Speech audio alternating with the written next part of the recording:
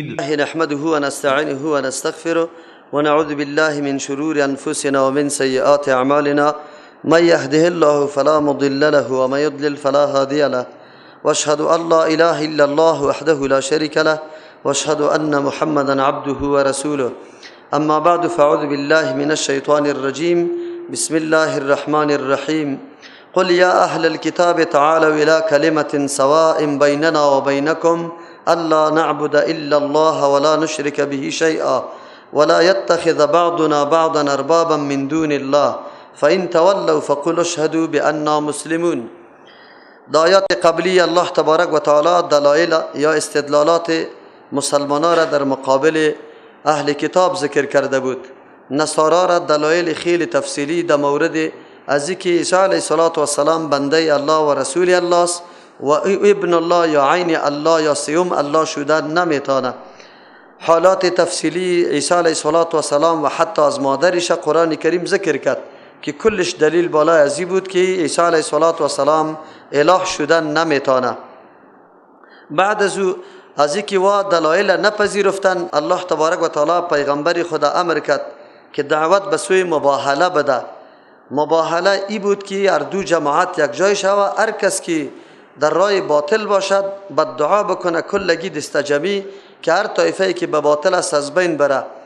پیغمبر علیه السلام در این گپ آماده است، اما بالمقابل وفد نجران یا مردمانی که به امر پیغمبر علیه السلام مناظره داره به این موقع حاضر نشدن.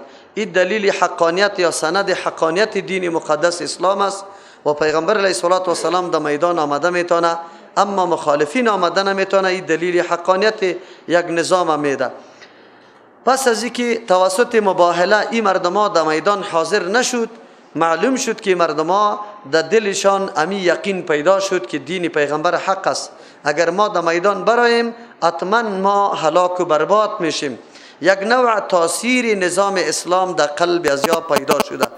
در اینجا الله تبارک و تعالی بیان میکنه که نظر به اینمی تأثیری که از طریق مباهله در قلوب اینمی مردم پیدا شده، از این فرصت استفاده شود و به این مردم دعوت داده شود. دوباره یکی از جمله پیشتازی ها یا کامیابی های دعوتگر است که او همیشه روحی مخاطب خود در نظر میگیره.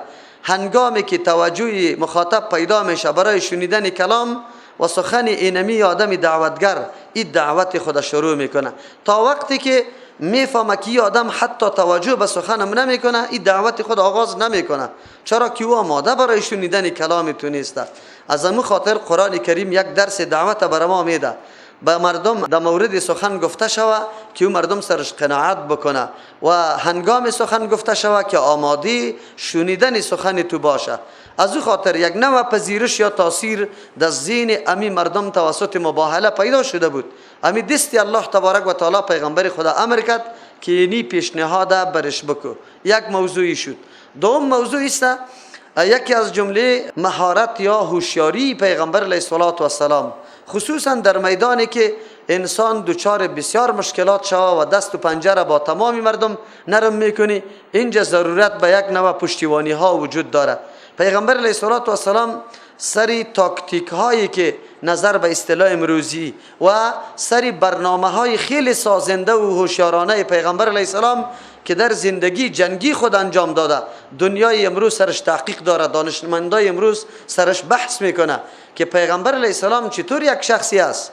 آیا پیغمبر علیه السلام تنها مثل امام مسجد واره تنها مسئله نماز میفهمه یا مسئله روزه را میفهمه، یا پیغمبر صلی الله علیه و سلم در میدان جنگ اول نمبر قماندان برجسته است که حتی تاکتیک و یا صورتهای پیروزی خود آنقدر دقیق بررسی میکنه که امروز امو مردمایی که تجربه خیلی زیاد داره در مورد جنگ، امو مردم نمیتونه امی قسم برنامه ها را پیریزی بکنه و مواجه به کامیابی شود. پیغمبر علیه السلام زمانی که در مدینه منوره رفت، در اونجا میدانست که مرکز تعالی را ضعیف است و ما در دو جبهه جنگ کرده نمیتونیم. یک طرف مخالفین ما مشرکین است، دیگر طرف اهل کتاب یهود در مدینه آباد است و یا خود در داخل مدینه موجود است. ماری آستین است. اگر ما این مردم علیه خود تحریک بکنیم، ما نمیتونیم در دو جبهه جنگ بکنیم، خصوصا او دشمنی که در داخل منطقه ما موجود است و از خانه و حالات ما خبر داره. اولین کاری که پیغمبر علیه السلام کرد، با یهود پیمان صلح را امضا کرد. یعنی ما امرای شما کار نداریم، شما امرای ما کاری نداشته باشی. این به این خاطر بود که مسلمانان در حالت ضعف قرار داشتند، مرکزشان قوی نبود، نیرویشان خوب برجسته نشده بود. از همون خاطر از یک جبهه خود مطمئن کرد و کل نیروی خود متوجه جبهه خیلی قوی خود ساخت که او مسئله مشرکین بود. اینمی قسم آیا دشمن چه قسم آدم باید به امرای خود بکنه؟ بعضی اوقات اینطور امو زمان یا امو حالات ایجاب میکنه که تو باید دست به کسی دیگری بدی برای کمک کردن، برای مقابله. زمانی که مجاهدین افغانستان بعد از مداخله روسا در پاکستان مهاجر شدن، علی همه اسلحه و امکانات تنها ممالک اسلامی پوره کردن نمیتونست. دنیای دیگه هم در کمک کردن با مجاهدین سهیم شدن. اگر چوا هدف خود داشتن، میخواستن امی بلای بزرگ از روی زمین محو شو از بین بره که آینده برایشان خطر باقی نباشه. شما خود صحنه را مشاهده کردی که امریکا کمک‌های خیلی زیاد امیطور فداکارانه را برای مجاهدین کرد و او برای دلسوزی مجاهدین آزادی افغانستان نبود، بلکه برای ازی که بلای بزرگی که در مانع رای ازی بود، مانع رای پیشرفت امریکا بود، به او خاطر بهترین چانس برایشان میسر شده بود که خون از افغانا میریزه، بیا سلا را ما بدم و دشمن خود به خود تباه میشه. او دشمنی که سالا برش آمادگی گرفته بود امریکا، توسط افغانا امو دشمن خود از پا در آورد. این کارا را میکنه. اما مجاهدین چطور میکنه؟ مجاهدین کسانی که قطعی در چند موارد نقطه مشترک داره، قطعی مردم از نقطه مشترک باید فایده بگیری.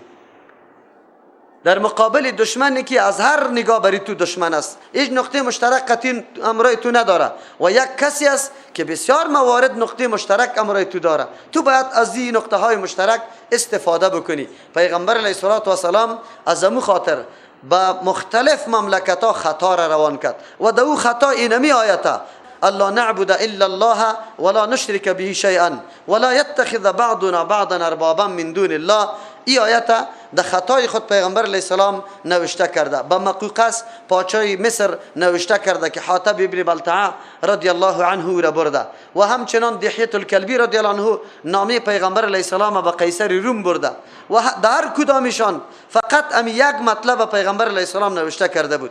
یکی در ممالک نامه های پیغمبر علیه السلام به کدام حالت مواجه شد؟ امر جداگانه است که بعضی خیلی پاچاهای زیرک و هوشیار بودن، خط وقتی میخوندن بعد از او استفسار میکرد از امو آدمی که آمده بود خط آورده بود یا در بازار میگشت که آیا از مملکت عرب کسی در اینجا موجود است یا نه، تا از حالات پیغمبر علیه السلام جستجو بکنه، وضعیت دعوت پیغمبر معلومات بکنه. در این جمله امی قیصر روم مکمل پادشاه هوشیار بود. او وقتی که خط خواند بعد از او در جستجوی ازی شد که در شهرش کدام عرب وجود داره یا نه.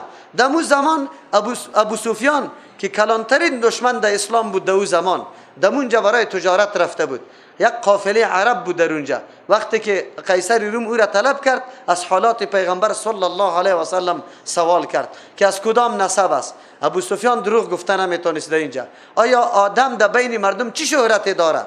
این مکمل میگفت که از نسب خیلی علاس و خیلی امین است. بعد از او پر سوال کرد تابعین از این مردمای مالدار و اشراف است یعنی که مردمای غریب و بیچاره است؟ این برش گفت که غریب و بیچاره است.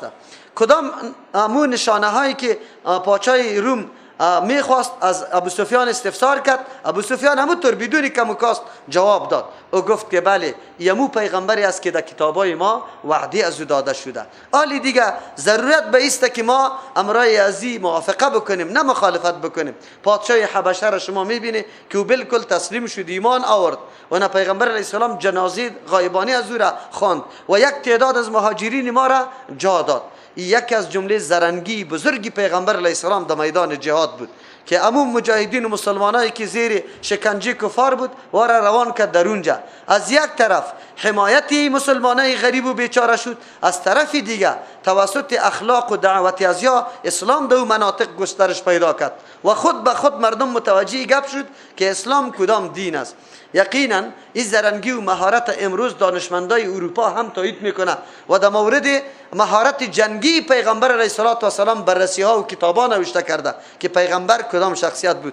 ای کاش که ما امروز عالمی که خود وارث پیغمبر میدانه، ما تنها طریقی یک جبهه را می داشتیم یاد می داشتیم، ما طریقی دعوت خوبتر یاد می داشتیم. یکی از جمله کاستی های ما در راه دعوت اینمیسته. اول ما خودم ما درگیر با چندین جبهه هستیم، نه تنها که یک جبهه را برای خود باز کردیم بلکه ده ها جبهه در مقابل ما باز شده، ولی نمیشه.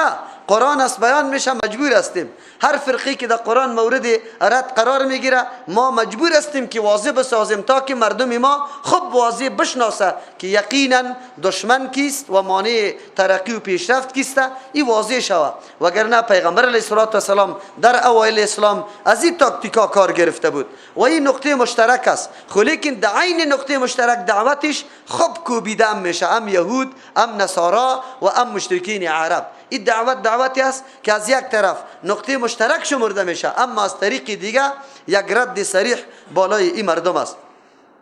قل بگوی پیغمبر علیه السلام یا اهل الكتاب، یا اهل کتاب تعالوا، یا اهل الكتاب، شما صاحب کتاب هستی، از شما گله میشه.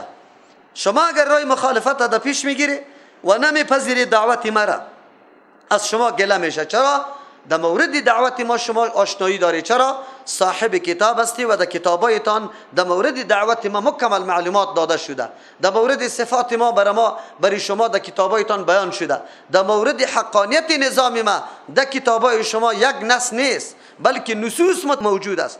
چی باعث است که شما رای مخالفت در پیش گرفته؟ قرآن کریم هر طایفه را با مو نقطه آواز میده که اون نقطه خیلی مؤثر تمام میشه. با مؤمن آواز میده یا ایها الذین آمنو، ای مؤمن ایمان تقاضا میکنه که توی کار نکن. ایمان تو همون چیزی که تو دعوا داری و در وجود تو هست، اگر واقعا است او تقاضا میکنه که دزدی نکو، غیبت نکو. به این خطاب میکنه. به اهل کتاب میگه شما صاحب کتاب هستی، یک دفعه رجوع بکنی، برای جستجوی حق در کتابتان رجوع بکنی، بعد از انتقاد یا طعن یا خورده سر نظام ما بگیره. اینجا برش میگه تعالوا، بیایید. تعالوا او کلمه است که در جای گفته میشه که کسی پایین باشه بالا طلب میکنیشه. منظور است که شما خیلی با مفکوری خیلی پست و خیلی پایین قرار داره. کدام مفکوری که شما داری خیلی پایین است، چرا پایین نباشه؟ کسی که مخلوق معبود بدانه، کسی که مخلوق حاجت روا بدانه، کسی که مفکوریشی باشه که عیسی علیه السلام معبود است، نعوذ بالله، این بسیار مفکوری پست است. از او خاطر دین اسلام برای ازیاب میگه که بالا بیایه، یعنی به اون مفکوره عالی بیایه که در اونجا عبادت یک الله میشه، مخلوق پرستی در اونجا نیست. ببینی این کلمه برای ازیا استعمال میشه، تعالوا الی کلمت، بس یک کلمه سواء بیننا و بینکم، که او برابر است بین ما و بین شما. در هیچ کدام ما نزاع نداریم. و کدام نقطه است و کدام کلمه است؟ الله نعبد الا الله، که عبادت نکنیم بجز از الله هیچ کسی دیگری را، هیچ کسی دیگری را عبادت نکنیم. شما هم دعوای توحید داری، خو لیکن توحید چی را میگه؟ توحید تنهایی را نیست که بگوییم که الله یکی است. ما بعد در عمل قطع الله کسی را شریک نسازیم. اما قسم که عقیده داری در زبان میگی، در عمل هم کسی را به امرای الله در نظام شریک نساز، در صفات شریک نساز. و از او خاطر میگه ولا نشرک به شیئا، کلمه دو جز داره، توحید دو جز داره. تنها به این تمام نمیشه که معبودی ما الله است. مسلمان ها کلگی میگه که الله ما کیست؟ الله ما الله است، معبودی ما الله است. اما در مقابل ولا نشرک به شیئا، این مفقود است و گم است. اونجا مفقود بود. ما هیچ چیزی را به امر الله شریک نمی کنیم، نه پیغمبر، نه ملک، نه ولی را، و نه انسان، نه جن، شیئا هیچ چیزی را. اما شما عیسی علیه السلام شریک با کی میدانه؟ الله. عزیر علیه السلام شریک با کی میدانه؟ الله. مشرکین مکه خب ملائکه را شریک با کی میدانه؟ با الله تبارک و تعالی میدانه. اینجاست نقطه مشترک است که هم دعوا داره که ما موحدین هستیم، عقیده به الله داریم و مسلمان ها، لیکن اینجا است که ولا نشرک به شیئا در بین ازوا موجود نیست. امی شرک کدام رقم شرک است؟ خود قرآن میگه ولا یتخذ بعضنا بعضا اربابا، نگیره بعضی ما بعضی دیگرها را رب جور نکنه که برش بگویه ای حلال بگویه حلال، که بگویه حرام حرام. کمری دختر اگر پیر صاحب بسته کرد که دیگه نکاح نمیتونه، بس دیگه نکاح نمیتونه. این طوری فرمان الله میده.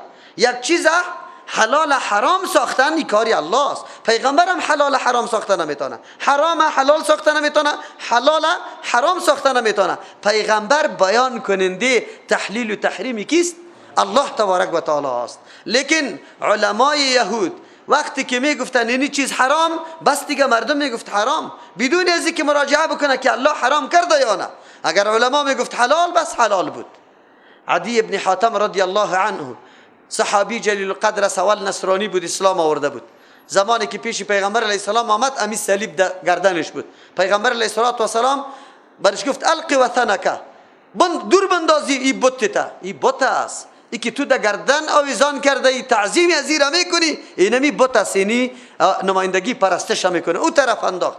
باز به پیغمبر علیه السلام پیش میکنه که ای پیغمبری الله، ما در قرآن میخوانیم در مورد نصارا میگه که ولا یتخذ بعضنا بعضا اربابا، ما شما دعوت داده که ما بعضی دیگه خدا رب جور نکنیم. ما خود کسی رب جور نکردیم، سجده برای کسی نکردیم، عبادت کسی را نکردیم. پیغمبر علیه السلام برش گفت که چرا؟ علما، دانشمندا، پیر صاحبایتان همینطور نبود؟ اگر کدام چیز میگفت که حلال است، شما عقیده حلال میکردی یا نه؟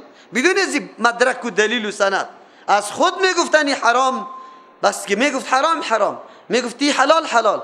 گفت بله یا رسول الله، این گپ بوده. سعی کنید نه تنها عیسی علیه السلام یا پرستش میکردن که ابن الله میگفتن، بلکه دانشمندایشان که میگفتن برشان این چیز حلال است، بس دیگه حلال است. امروز نمونه ازی یا مثال ازی در کجا پیدا میشه؟ ملا صاحب ما را میگه در ترجمه نرو که گمراه میشه، دلیل بر ما نمیگه، فقط بس ملا صاحب برم گفته. ملا صاحب گفته خود دلیل پیش کنه، چطور در ترجمه قرآن بری و گمراه شوی؟ پیر صاحب برم گفته که در ترجمه نرو که گمراه میشی. این میره میگه این دو تعبیر داره. یک تعبیر است که سری تو فرض بود، حلال خود چی میکنی؟ فرض بود که در مجلس قرآن و درس قرآن شریک شوی، لیکن به گفته از او تو حال شریک شدن در مجلس قرآن چی میدانی؟ حرام میدانی. شرکت خود بالکل ناروا میدانی، ناجایز میدانی. سعی که امر جایز و فرض تو حال ناجایز میدانی. به گفته کی؟ به گفته ملا صاحب، به گفته پیر صاحب. این میره رب جور کردن است. یک تعبیر است، خب گوش نواز کنی، خب خدا بفهمانی در این مطالب. یک تعبیر دیگه فرمان روای مطلق، فرمان روای مطلق، بی چون و چرا سخن کسی را پذیرفتن غیر از الله از کسی دیگه پذیرفتن نمیشه. از پیغمبر که میپذیریم به خاطری میپذیریم که الله ما را امر کرده که اطیعوا الرسول. اگر الله امر نمیکرد پیغمبر قابل اتباع نبود. محمد رسول الله صلی الله علیه و سلم 40 سال در مکه مکرمه زندگی داره، لیکن نه گفتارش نه کردارش قابل اتباع است. هیچ. زمانی که فرمان الله تبارک و تعالی میرسه، در او وقت تو مکلف هستی که باید تابعداری پیغمبر صلی الله علیه و سلم بکنی. اما امروز فرمان رواهای مطلق و کسانی که گپش بیچون و چرا پذیرفته میشه چقدر مردم است. پیر صاحب برات گفته 50 روز تلاوت قرآن نکو که قلبت صفا شود. 50 روز تو 50 روز تلاوت قرآن نمی کنی، بیچون و چرا گپش میپذیری؟ فرمان روای مطلق خدا جور کرده. دختر جوان 14 ساله تا میگه بیار برای من به نکاح بده، خودش هم 60 ساله است دیگه، خدا شور داده نمیتونی. دختر چیغ میزنه، مادرش چیغ میزنه که اورش سفید، این دختر جوان. نه، پیر صاحب گفته دیگه است، از گپ پیر برآمدن قطعا امکان نداره. اونجا حدیثی صریح پیغمبر، چقدر اگر این حدیث نمی بود چقدر بدبختی ها پیدا میشد. لا طاعت لمخلوق فی معصیت الخالق. در کدام جایی که نافرمانی الله میآید در اونجا اطاعت برای مخلوق نیست. عام از مخلوق، پدر باشه، مادر باشه، استاد باشه، هر کسی که باشه، عالم باشه، پیر باشه، در کدام جایی که نافرمانی الله میآید اونجا اطاعت مخلوق نیست. چطور شده میتونه بهترین ذکر تلاوت قرآن ما برای 50 روز ترک بکنم به این خاطر که با ذکر قلبم صفا شود توسط ذکر خود ساخته پیری گمراه. کلام الله تبارک و تعالی قلب تصفیه کرده نمیتونه و یک گپی خود ساخته پیری گمراه قلب آدم تصفیه میکنه. بله، فرق است بین ازی. کلام الله نور است، این در وجود انسان که داخل شود آلی شبهات، شکوکات، مزخرفات، بدعات، شرکات مکمل همینطور زودوده میشه، از بین میره. لیکن مخزبلات امی پیرا او که در قلبت میاد دیگه هم تو را جذب کرده طرفی نعوذ بالله گمراهی ها میشه. گپای خود ساختی از وست همینطور نیست، برش نمیگم. شما شاهد ای گپ باشه. پیش خودم اقرار کرده که مرا جناب پیر صاحب گفت که قلبت حرکت نمیکنه، از او خاطر تو قاریستی 50 روز تلاوت قرآن ترک بکو به خاطر که قلبت در حرکت بیا. این قلب چه رقم در حرکت میاد؟ این کدام طریقه است؟ در کدام حدیث پیغمبر ثابت است که قلبا شور بخوره؟ این کدام طریقه است؟ در کدام حدیث پیغمبر آمده؟ مردم ها را فریب داده رویسته، اما مردم هم بیچاره چون دین نمیفهم، عاشق دین است، دیگه کس نبود ترجمه قرآن. عوام ملامت نمیکنیم در کابل. اگر در دامن یک گمراه افتاده، اگر در دامن دیگه گمراه افتاده، اگر در دامن کمونیست افتاده، اگر در دامن پیر گمراه افتاده، ما مردم ملامت نمیکنیم. چرا؟ اونمو مردم پیر و مردم متدین میدانستند دین دیگه جای نبود. عالم نبود که کتاب الله را ترجمه کنه، عالم نبود که حدیث پیغمبر بیان کنه. مردم مجبور بود که اونجا میرفت، مجبور بود. اونمو را میپذیرفت هر کاری که میکرد. خودش یک جماعت نمیکرد. آخرم نتیجهش میبرامد که برو از روزه معاف شدی، تو کجا رسیدی؟ حالی دیگه زن و مرد اگر کسی بیگانه قطعی زنید بود خیر است، برادر هستی. این گپا میشه، گپایی که بالکل عقل سلیم ایره قبول نداره، ایره سرت اجرا میکرد، تو نمیفهمیدی. چطور است؟ امروز رب گرفتن نیسته. ما خیر بعضی دوستای ما همیشه که یک روز میاد در ترجمه قرآن میشینه و از اول همینطور فکر میکنه که من باید در مقابل از یک نقطه را پیدا کنم. باز میگم موریسی بی خود شانی کیست؟ نصارا. تو چسباندی در شان ملا پیرا چسباندی. قرآن خود کتاب الله است، کتاب قدیم است. تا روز قیامت در هر تاریخ در هر قوم که اینمی قسم مردم پیدا میشه که در مقابل فرمان الله فرمان دیگه کس ترجمه میده. حلال الله را حرام میگه، حرام الله را حلال میگه. در این آیت چی است؟ داخل است، مشرک است، این شرک است. چرا الله و را مشرک میگه به این گپ؟ ما مشرک نیستیم. ما چی امتیاز داریم که مشرک نشیم؟ موریس مصطفی وقتی که تقریر میکنه براتان تشریح شرک میگه او خوب است. او اول میگه که عیسی علیه السلام خو پیغمبر بود، توسط از او دستی از او خو مردم زنده میشد به اذن الله. شکل پرنده را خو میدمید به اذن الله، اون پرنده جور میشد. مردم به چشم سر میدید. لیکن امیال امو مردمی که عیسی علیه السلام آواز میده، مشکل کشا میدانه، حاجت روا میدانه، چیست؟ مشرک است. و عمل مردم چی میگه؟ شرک. ما تو که در ابوبکر و عمر و عثمان و علی صدا کنیم، در فاطمه و در حسین صدا کنیم، در سخی و در شیخ عبدالقادر جیلانی صدا کنیم، ما تو مشرک شده نمیتونیم؟ عجیب نیست؟ در حالی که هیچ چیزی از یارا ندیده ایم که در مرتبه کی باشه؟ عیسی علیه السلام. عیسی علیه السلام پیغمبر اولوالعزم است، یا خود او مرتبه هم نیستن. چطور وقتی او مردم با او مرتبه پیغمبره اگر مشکل کشا و حاجت روا بدانه قرآن برش مشرک میگه، خود تو کی؟ این شخصیت های بزرگ خود بگذار. اون ملنگایی که بیخی واد جمله مجانین میرفت، دیوانا که واد زیر قلم مکلف هم نیستن، جای خوی از او را مردم پرستش میکنه، تبرک میکنه، چناری از او را، چشمی از او را مردم عبادت میکنه. تو باز مشرک نمیشی؟ آیت قرآن برای کلگی شامل است، برای کلگی شامل است. قرآن کریم واقعیت ها را بیان میکنه. این در حقیقت هشدار برای مسلمان است. مسلمان در بین نشانی ترکسا پیدا نشوه که رب گرفته شوه. قرآن همی خاطر میگه ولا یتخذ بعضنا، نگیره بعضی ما بعضا بعضی دیگرای خدا. کلگی بعض است، کلگی از یک پدر و مادر پیدا شده. تو پیر صاحب هستی، آقا صاحب هستی، آخوندزاده و گلزاده هستی، ما اگر از هر نسب هستم، هر دوی ما یک اولاد آدم علیه السلام هستیم. چه امتیازی داریم که ما برم برای تو سجده بکنم، ما برم پای تو را بوسه کنم بلیسم، ما برم دستا آبی دستشویی تا نعوذ بالله بنوشم؟ چقدر گمراهی است.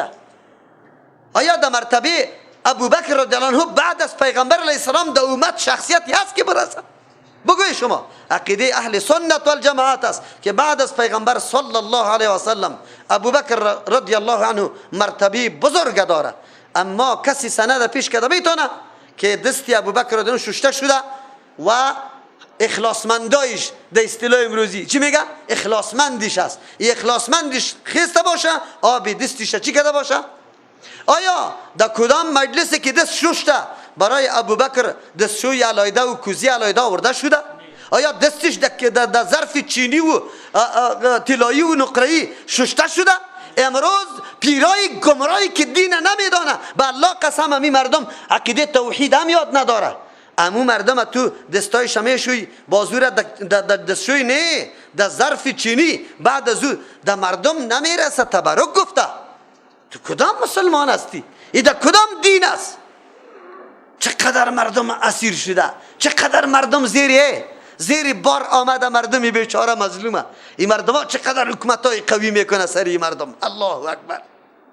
میمانی دبل کوچه برش بگذار، توشکی دبل برش بگذار، پشتی بزرگ بگذار، لقمه خواب، گفته خواب، گوشت خواب، شروای خواب از جناب پیر صاحب. خواب احترام شبک تعظیم پایشم بوسک و دسته چی کده ای؟ کدام سنگره فتح کرده؟ کدام مقابله یهود و نصارا را کرده؟ تو برم نشان بده و برادر، دم طول تاریخ برم نشان بده امی مردم در کدام سنگر جنگیده، کدام جبهه را ساخته، کدام گروپ دعوت دین داده، در کدام جای درس قرآن و حدیث کرده. خب بگوی شما برای از مرید سوال بکنه 30 سال تیر کرده، در 30 سال دعای صحیح که در حدیث صحیح ثابت شده باشه از نان خوردن یاد نداره، نان خوردن یاد نداره. مردم تعظیم میکنه.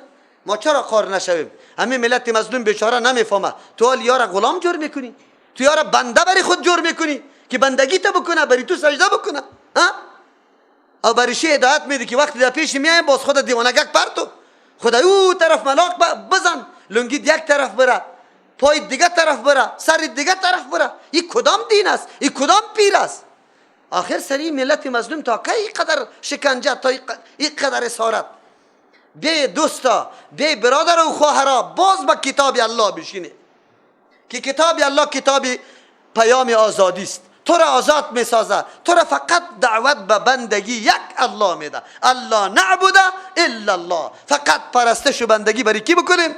یک الله. ولا نشرک به شیئا، با امر الله قصری هم شریک نمیدانیم. الله است، پیغمبر در مرتبه الله، ملک است در مرتبه الله رسیدن نمیتونه. ما این مراتب باید لحاظش بکنیم، اگر نکردیم باز ایمان نیست. او ایمانی که قرآن تشریح میکنه ولا یتخذ، چی دعوتی بزرگ است، نگیریم بعضنا، بعضی ما بعضی دیگرها را اربابا رب جور نکنی، مالک متصرفی خود جور نکنی، مصلح و مدبری خود جور نکنی، تربیت کننده خود جور نکنی. اولادی من نمیپاید تا که آقا صاحب بند نده، اولادی من نمیپاید. رب الله است یا آقا صاحب است؟ این تربیت الله میکنه یا آقا صاحب میکنه؟ چرا بعضی ما بعضی دیگرها را رب جور کردیم؟ مالک متصرف خود او را میدانیم، از مال خود، از اولاد، از خود. در مقابل پیر صاحب دیگه ما هیچ چیز نداریم. اگر پیر صاحب بگه که اینی را ببخش خلاص دیگه، پیر صاحب گفته ببخش. یالله، این بندگی برای الله کدام رقم بندگی است؟ قرآن برات میگه نه، رب جور نکنیم یکی دیگه را، من دون الله، بغیر از کی؟ الله. فان تولوا، اگر اعراض میکنه در این نقطه مشترک هم نمیاد، این مردم این ترگپ هم قبول نداره که خود اعتراف داره که ما الله را قبول داریم. فقولو، برشان بگوی، اعلان کنی، اشهدو، شما شاهد باشه، هیچ وقت ما توقع از ما نداشته باشه که هدفی ما و شما یکی میشه. نه، منهج ما جدا، معبود ما جدا، ما شرک نمیکنیم، شما شرک میکنی. در منهج ما تسلیمی فقط برای الله است، برای کسی دیگری نیست. او در منهج شما مخلوق پرستش کردن است. شما شاهدی بده به انا مسلمون، که یقینا ما مکمل تسلیم به الله هستیم، در نظام الله کسی را شریک جور نمی کنیم. اینی دعوت قرآن است. در او زمان پیغمبر الله به اهل کتاب داده، امروز به موت مسلمان خود طول کو و بعد از او خب سری خود امی آیت قرآن تطبیق کو که راستی تا بگو در کل زندگیت چه قسم بعضی را رب جور کردی و نعوذ بالله خود آنقدر منقاد و تابع برش کردی که پرسان نکن. بیا کدام است؟ بعد از این تحول در وطن خیلی عجیب گپا شد. ملا لنگی خود وسو کرد، خود ملا کس نمی گفت، بیخی در ملایی ملا پیدا نمی شد. یک جلسه مشترک گرفتیم در یک جای، مولوی صاحبا را جمع کرده بودیم، تقریبا 70 مولوی صاحب بود در ولسوالی ما. گفتیم نیاز به یک مدرسه بزرگ داریم، اگر وضعیت به می سیستم باقی بمانه، خواد که 5 سال بعد یک کسی نباشه که در مسجد امامت کنه. ما نیاز داریم به یک مرکز قوی اسلامی که باید در اونجا علما تدریس کنه، مردم واقعا عالم تربیه شود.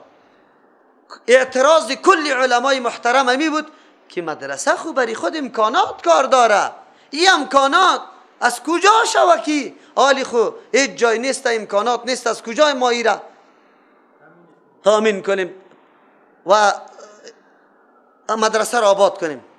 ما گفتم بیای مولی سیبا در یک نقطه مشترک گپ میزن. نمیگم که ختم بدعت است یا نیست، این نظریه و مفکوره است، به نزد ما خوی بدعت است. شما را نمیگم که این رواجایی که شما در مرده ها میکنی این کلش غلط و نادرست است، حتی در فقه حنفی. اما یک نقطه مشترک کل ما و شما این عقیده داریم، هیچ کدامتان قطمه چی نمیکنی؟ مخالفت نمیکنی. از شما سوال دارم، امی پولی آدم در راه تعلیم قرآن، تعلیم حدیث در مدرسه مصرف شدن، این خیلی زیاد ثواب داره یا امی ختمه و خیرات هایی که شما برش ختم و خیرات میگی؟ دیگه یک مولوی صاحبم نگفت که نه او دیگه ثواب داره، کلگی چوب شدن. من گفتم سیکو نقطه مشترک ما و شما نمیسته، ما و شما منهج علیحده داریم، خودمی نقطه کلگی مشترک هستیم یا نه؟ بیا خیر به خاطر رضای الله و مولی صاحبا شما یک تقریر در مسجدتان بکنه، دیگه می مدرسه چلاندنش سرم است. من میدانم چلاندن مدرسه معاش استازا و می مرکز آباد کده میتونم. 36 یا 37 مسجد جامع بود. چند؟ من نفر داشتم در کلی مساجد، فقط یک نفر تقریر کرده بود خیر و خلاص در جمعه. چند نفر؟ این اونمو علمای است که حتی به یم قدم نمیگذاره که ما در دین خدمت کنیم، به دین خدمت کنیم. ما در منطقه خود یک دارالحفاظ الحمدلله بنیادش بنابر همین مشوره گذاشتیم، تا حالی را دارالحفاظ الحمدلله میچله، شاگردا اونجا حفظ میکنه. اما مدرسه دیگه نشد، خلاص شد. چرا؟ ملا صاحب حتی آماده به این نشد که همی قدر سخن از دهنش برایه که او برادرای مسلمان از اینکه پولیتان در 3 و 4 و 40 و جمعی مصرف میکنه، در ختمای بیرواجی مصرف میکنه، این پولیتان که در مدرسه بده این خیلی ثواب زیاد داره. این همی قدر نقطه از دهنشان برآمده نتانست. شما از این علما چی توقع داری که در روز قیامت چی جواب میده و یا چی مسئولیت در برابر ابی ملت مظلوم داره؟ چی مسئولیت داره؟ این ملت با کی سعی میکنه، با کی نظر میکنه؟ ملت چی خبر است؟ ملت چی آگاست بیچاره؟ او پول داره. ما در مناطق دیهات خود واقعا یک مدرسه را همینطور رست چلانده میتونیم که پرسان نکن. انگور فرایمان است، زردالو فرایمان است، سیب فرایمان است، رومی فرایمان است، کچالو پیاز فرایمان است، بادام فرایمان است، گندم فرایمان است. عشری خود در مدرسه بده یک مدرسه مکمل میچله، بالکل میچله. لیکن کسی نیست. همین ملت مظلوم، از همین ملت مظلوم بگی پس همین ملت مظلوم خرج کو، اولاد زیر تربیه کو. همین قدر کار ما نکردیم، همین قدر کار ما نکردیم. شما باور به الله بکنیم. خو این طور مولا را الله ببخشه که صدقه فطر حق مسکین است و بری خود لیست جور میکنه. بگوی شما او را حق خود میدانه او بردی تقریر را میکنه که اگر صدقه فطرتان نداده روزیتان معلق باقی میمانه. دعوا به شرطی که اگر به ما دادی روزیت قبول است، اگر ندادی روزیت بالکل خلاص شده. حالان که صدقه فطر به خاطر لیست میگیره که در روزی که مولا صاحب می آورد گفت چند معاش مرا میده و گفتن 5000 مولا صاحب ما خانه کم هستیم، غریب هستیم، خیر است یک 5000 برای جور میکنیم. آیا الدار هستم 5000 چی میشه در یک ماه؟ خو نان نفقه دارم. او مولا صاحب صدقه فطر هم برد میده. آلی صدقه فطر در حق مولا رفت یا صدقه فطر شد؟ بگوی این مردم کلش گردنش بسته باقی مانده، صدقه فطر ادا نکرده.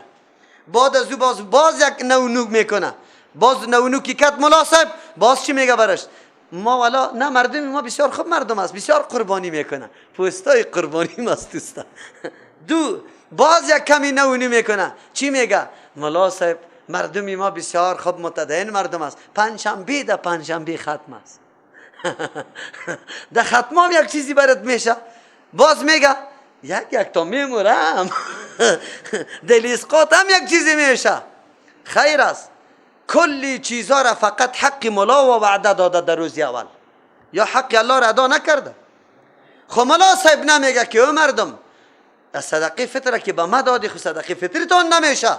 نه نه نه، چی میگه؟ گزارم میشه. ملا صاحبی که سوال میکنه ملا صاحب چه معاش داری؟ والا معاش خود قدر چیزی نیست، خوی طرف ایسو یک چیزی میشه. ایسو کدام است ایسو؟ حالی دیگه شما میدانی که ایسو. عجیب گپ است. الله رحم بکنه. قرآن بر ما میگه منهج ما جداست. یا اهل الكتاب لما تحاجون فی ابراهیم. این آیت آمده. این آیت آمده. او روز یکی از دوستا برادرها سر من انتقاد کرد، گفت مولوی صاحب سعی که توی آیت در مورد یهود بود چسباندی دی مسلمانا، در مذاهب چسباندی. حالی نه چسبانیم. یک آدم که حالی بگوید که پیغمبر علیه السلام در مذهب امام ابو حنیفه بود، همینطور بگوید. حالی عیناً همی گپ است یا سعی کنی حالی. یا اهل الکتاب اهل کتاب لما تحاجون فی ابراهیم، چرا گفتگو مخاصمه داره، جر و بحث داره فی ابراهیم در مورد ابراهیم علیه السلام؟ هر کدامتان دعوا داره. یهود میگه ابراهیم یهودی بود، نصارا میگن ابراهیم علیه السلام نصرانی بود، مشرکین مکه دعوا داره میگه نه این مشرک بود نعوذ بالله. خب قرآن میگه، الله چی میگه؟ و ما انزلت التورات. عجیب است، یک آدمی که سابق تیر شده او در دینی کی باشه؟ بگو در آیین آدمی که پسان پیدا میشه او خودش وفات کرده. آیین تو نو پیدا شده. آیین تو چی شده؟ نو پیدا شده. ما تو تنظیم جور کرده مالی، تنظیم جور کرده مالی، باز دعوا کنیم یک کس یک بچه را بگویم که پدر بابا کلانی تو هم در تنظیم ما بود. بچه کاکا تو خود نو تنظیم جور کرده، بابا کلان خود وقت وفات کرده. ابراهیم خلیل الله را زمانش ببینه و بگه یهودیت و نصرانیت ببینه، در بین مسافه های خیلی بعید است. چطور شده میتونه که ابراهیمی که قدر وقت تیر شده او در نظریه خودساختی فعلی شما باشه؟ عقل تقاضا داره؟ از او خاطر قرآن رد میکنه. و ما انزلت التورات، نازل کرده نشده تورات، و الانجیل و انجیل الا من بعده، مگر پس از ابراهیم خلیل الله ای پیدا شده. پس آدمی سابق چطور در تنظیم فعلی باشه؟ افلا تعقلون، دیوانه خونیسته؟ عقل داری یا نداری؟ ملا صاحبی ما سر منبر میخیزه میگه چیسته پیغمبر علیه السلام در مذهب کی بود؟ امام، یا امام ابو حنیفه نمیگه یا امام اعظم میگه. اعظم امام اعظم او را میگه بزرگترین امام. بزرگترین امام نیست که کلگی اقتدا در پشت سری از او کرده باشه که او محمد رسول الله صلی الله علیه و سلم است. چرا؟ انبیام پشت کی اقتدا کرده؟ محمد رسول الله صلی الله. او امام اعظم است. او امام اعظم گفته میشه. چرا که کلگی اقتدا، عالم کلگی اقتدا پشت کی میکنه؟ بگه پیروی کی را میکنه؟ محمد رسول. او را امام پیشوا را میگه، پیشوای بزرگ ما محمد رسول الله صلی الله علیه و سلم است. او جناب نکو تعصب، نکو امامی تا برابری پیغمبر جور نکو، به مردمی فکر ندی که امام اعظم است. نه، امام اعظم محمد رسول الله صلی الله علیه و سلم است. بله اعظم نسبی است، در سن و سال از دیگه اماما کده چیست؟ کلان است. او را تو نمیگه که اعظم، او را میگه شیخ است. چی است بگوی؟ شیخ است، یعنی کلان سال است. کلان سال باید بگو امام شیخ، اینطور بگو. یا امام چی بگو که سنش کلان است، اینطور بگو دیگه. تو نمیگه امام اعظم. خیر دیگه وقتی عالم ما میگه که پیغمبر علیه السلام در مذهب کیست؟ امام. یک پیر صاحب میگه چی شد؟ سوال از پیش شد که تو کی قدر میگی که ما در مذهب امام اعظم، همین پیغمبر در مذهب کی بود؟ گفت وای علی راست میگم، من خطا شدم. گفت دلایل تو که ترجیح میدی مذهب حنفی را چی وجه ترجیح داری؟ گفت وای یک وجه ترجیح است که پیغمبر علیه السلام در مذهب امام اعظم رحمت الله الله اکبر. این حالت است. این را میگه تعصب، برتربینی، خودبینی. خودم کلان تراشیدن، دیگران را فقط قلم سرش کش کن. نه، جاده انصاف در پیش بگی.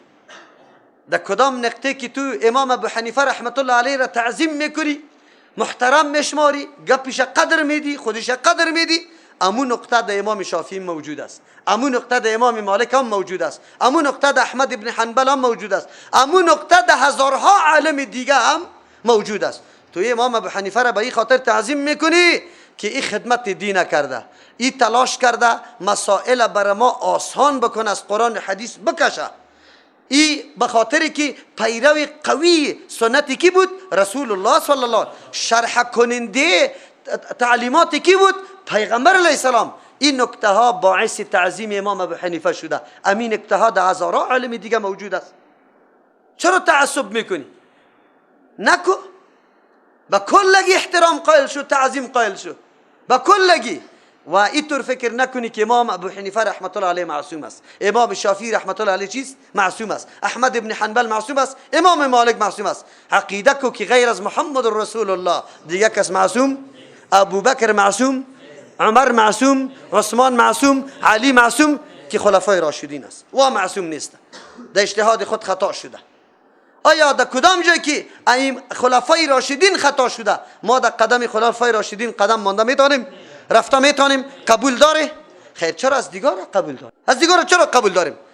تنها گپی امام ابو حنیفه هم نه، کسی که در دنبال نام خود حنفی نوشته کنه خلاصه را تنها گفته انگشت بالا نکنه، برید در مساجد.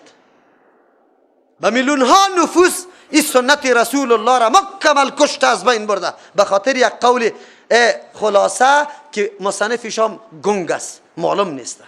برو تو چه رقم تقلید میکنی؟ چه قسم روان هستی؟ دین همی قسم است، راستی تا نمیگی. چرا تعصب تو را در کجا کشونده؟ تو یک دفعه رجوع به حدیث پیغمبر بکن. ها انتم هؤلاء حاججتم فيما لكم به علم. ها انتم آگاه شوی شما مردم، ها انتم آگاه شوی، ها برای آگاهی است، آگاه شوی انتم همی شما مردم، ها اولای که همی شماست، حاججتم که شما مخاصمه کرده، جرو بحث کرده، فی ما لکم دو مسائلی که لکم برای شما بهی بالای مسائل علم، یک علم جزئی بود. در مورد مذهبتان یک کم کم علم داشت، اگرچه او علمم بگو او علمم اشتباه بود، اصل علم نبود، جهل بود، خود شما برش علم میگفته. و مردم میگفت که اینمی عیسی علیه السلام بچه الله گفتن، ای چی است؟ ای دین است، ای توحید است، ای علم است، ای دلیل است. حالا کی چی بود؟ بگو شرک بود، جهالت بود. او یهود شما عزیر علیه السلام میگه که بچه الله است، نعوذ بالله، ای را توحید میشمرده، ای توحید بود؟ در مورد مذهبتان که کمی تو یاد داشته او را خود گفته، در اون مورد خو یک کمی قطما جرو بحث کرده، اما در مورد چیزی که علم نداره چرا؟ که علم نداره فلما تحاجون، چرا شما جرو بحث داره فی ما اوتر مسائلی که لیس لکم به علم، که برای شما در او کدام دلیل و سند وجود نداره، چرا بحث میکنی؟ عالمی برجسته میره در یک مسجد آمین بزرگ میگه، رفع الیدین میکنه، آمی سوچه میخیزه، سری از او انتقاد میکنه، اعتراض میکنه، این گپایت دیگه اینجا نکو. خوب جناب تو یک دفعه در خود همینطور متوجه شو، تو که انتقاد میکنی چه معلومات داری در دین؟ تو اول همی کلمه تا برای ما ترجمه کو، معنا کو، بعد از او انتقاد با بالای حدیث پیغمبر و سنت پیغمبر بکن. چطور؟ در مورد گپی خودت اگر چیزی داری خب بگو، تو دیگه چیزام نداری، فقط میگی که برات میگم که اینی را نکو، میگه پدر و اجدادم کدم من ماندنیش نیستم. در این مورد خو اگر میگم برو میگی که پدر و مادرم کده، بابا و اجدادم کده ما میکنم، اما در مواردی که ادنا معلومات نداری در اون مورد چرا سرخ میشی سری مردم؟ چه گسی تا بالا میکنی که دیگه شکمی تا پاره میکنم که دی مسجد بیایی این کار را بکنی؟ و جناب تو چه معلوماتی داری؟ چه قدر علم داری؟ یک روز ما نو در وطن بودم، نماز خواندیم، ما دعا نمیکنم به هیئت اجتماعی، یک نفر میمان آمده بود، خب آدمی متدین ریشدار، این طرف سعی کرد، اون طرف سعی کرد، مردم سعی میکنه، مرا سعی میکنه. خب خیلی ما فهمیدم که در روحیش سوال پیدا شده و عالی حتما یک چیزی میکنه. هم یک دفعه گفت مولوی صاحب دعا نکردی؟ ما گفتم معلومات علم داری؟ گفت نه. ما گفتم خیر دیگه چرا سوال کردی؟ گفت والا در هر جای دعا میشه می تو اینجا دعا نکردی؟ باز ما گفتم علم نداری دیگه، آرام بشی. اگر از پیش ما دلیل میخوای که برات بگویم، اگر نه که سر ما انتقاد کردی دیگه انتقادت بیجاسته، قید تو گپ جر بحث نمیکنم. از پیش سوال کردم، ما گفتم کدام وقت موتر سوار شدی؟ گفت بله چرا نه، امیالی در دین روز در موتر آمدم در قریه شما. ما گفتم وقتی که قطعی در موتر ششتی همین موتروان گاهی گیره این طرف میکنه، گاهی اون طرف میکنه، گاهی بریک میکنه، گاهی کلج میگیره. کدام دفعه تو همین دریور گفتی که چرا اینی کار اینطور میکنی؟ گفت نه. ما گفتم پیش نجار کدام وقت رفتی؟ گفت بله. ما گفتم کدام وقت نجار گفتی؟ که پلکی تا یک دفعه میکشی باز یک کمی تیزک میکنی باز میزین تق تق تق باز که رنده میکنه، کدام جای خلاگاه داره کج است باز را پس میچوکه که او برابر کنه خدا. ما گفتم گفتی که چرا این کارا را میکنی؟ گفت نه. ما گفتم پیش آنگری در آنگر هم رفتی؟ در کوریا آنگری؟ گفت بله. ما گفتم آنگر هر کارا میکنه کدام روز انتقاد کرده ای؟ گفت نه. ما گفتم سری مولا چرا انتقاد میکنی؟ خدا جامعه مسلمانی ما امروز مولا برابر آنگر نیست، مولا برابر نجار نیست، مولا برابر دریور نیست، مولا حقیرترین شخص در جامعه است. هر پاژه پوژی میخیزه سری مولا انتقاد میکنه. آدمی قمارباز نعوذ بالله که این دین نداره او هم میخیزه سری مولا چشمی خدا اینی طور میکشه. ما شما باور بالله بکنی مولا را چطور میگه؟ مولا صاحبام نمیگه، همین طور صدا میکنه. قاری صاحب نمیگه، قاری توهین میکنه او را نعوذ بالله. خب گوشتانه بگیره او چی میکنه؟ او مولا صاحبی چی حال است؟ این مسجد است که این اشغالی است که مولا خادم مسجد است یا مولاست؟ حقیرترین طایفه در این جامعه افغانستان مولاست. از همون خاطر همین معاشش هم اقدر معاش رسوایی است که هیچ پرسان نکنی. امو دایی که ناچل است دکی میدن بگی در مولا در معاشی مولا میدن. مولا امو طور است. او این کارا را خودی مولا سری خود کرده. الله دیگه هم خوار کنشه، دیگه هم ذلیل کنشه که تو عزت دین الله را نمی کنی، خود عزت نمیدی، الله برات عزت داده، دیگه هم الله تو را خوار کنه. نمیتونی برو در بازار دکان شروع کو، کار شروع کو که یک دل مردم 50 نفر ریش سفید بیاید ماکم بگیره تا عذرا کنه شرطا را بمان اینی قدر ورق. بعد از او بیاد منطقه باز بعد از او ملکی کو، بعد از او کسی باشه که برات کچ سعی کنه مردم میترسه میگه باز میگریزه باز مولا را از کجا پیدا کنه. الحمدلله همین طور مولایی را من کردیم.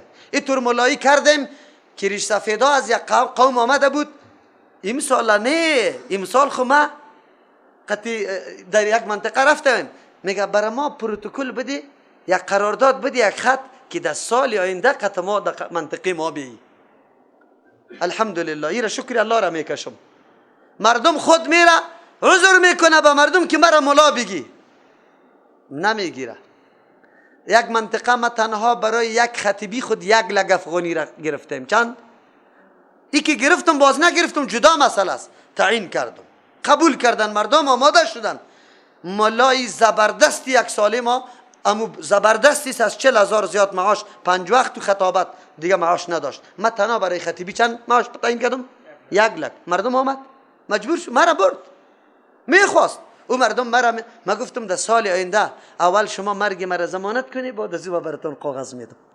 اگر مرگ مرا ضمانت نمیتونی ما سال آینده چطور هستم؟ میگه وعده بکو قطعا.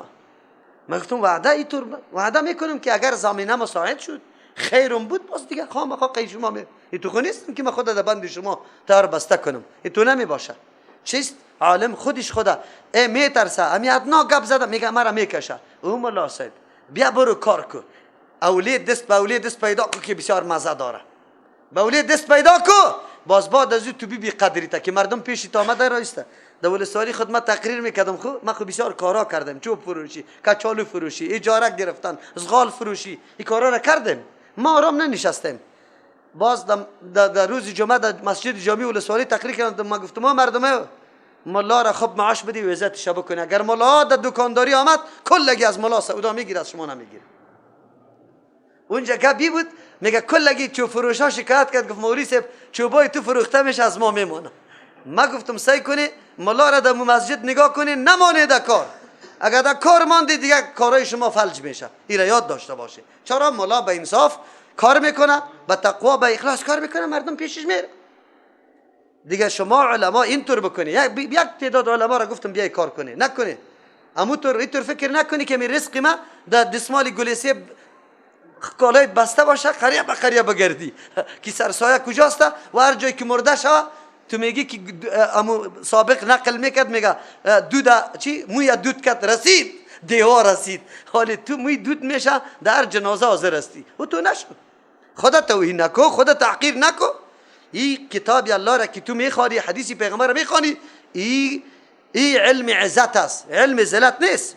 ها انتم هؤلاء آگاه شوی همین شما مردم بوده، حاججتم که بحثا کرده فیما دو مسائل که لکم برای شما بهی دو مسائل علم یک نوع دلیل بود، اگرچه دلیل واقعیت نداشت در مورد مسائل خودتان هم شما در اشتباه رفته بوده. توحید شرکت توحید میگفته. فلما تحاجون چرا بحث و گفتگو میکنه فیما دو مسائل لیس لکم بهی علم که نیست برای شما در مورد از اون علم. شما داد از ابراهیم خلیل الله میزنه، در اون مورد شما چه علم داره؟ والله یعلم و انتم لا تعلمون. الله میدانه که حقایق بیان میکنه، همه مسائل مکمل واضح میسازه و انتم لا تعلمون، شما نمیدانه. چرا؟ ابراهیم خلیل الله کدام شخصیت بود؟ کی بود؟ ما کان ابراهیم یهودیا ولا نصرانیا ولکن کان حنیفا مسلما. نبود ابراهیم خلیل الله یهودی نبود، ولا نصرانیا نه نصرانی بود، ولکن کان حنیفا.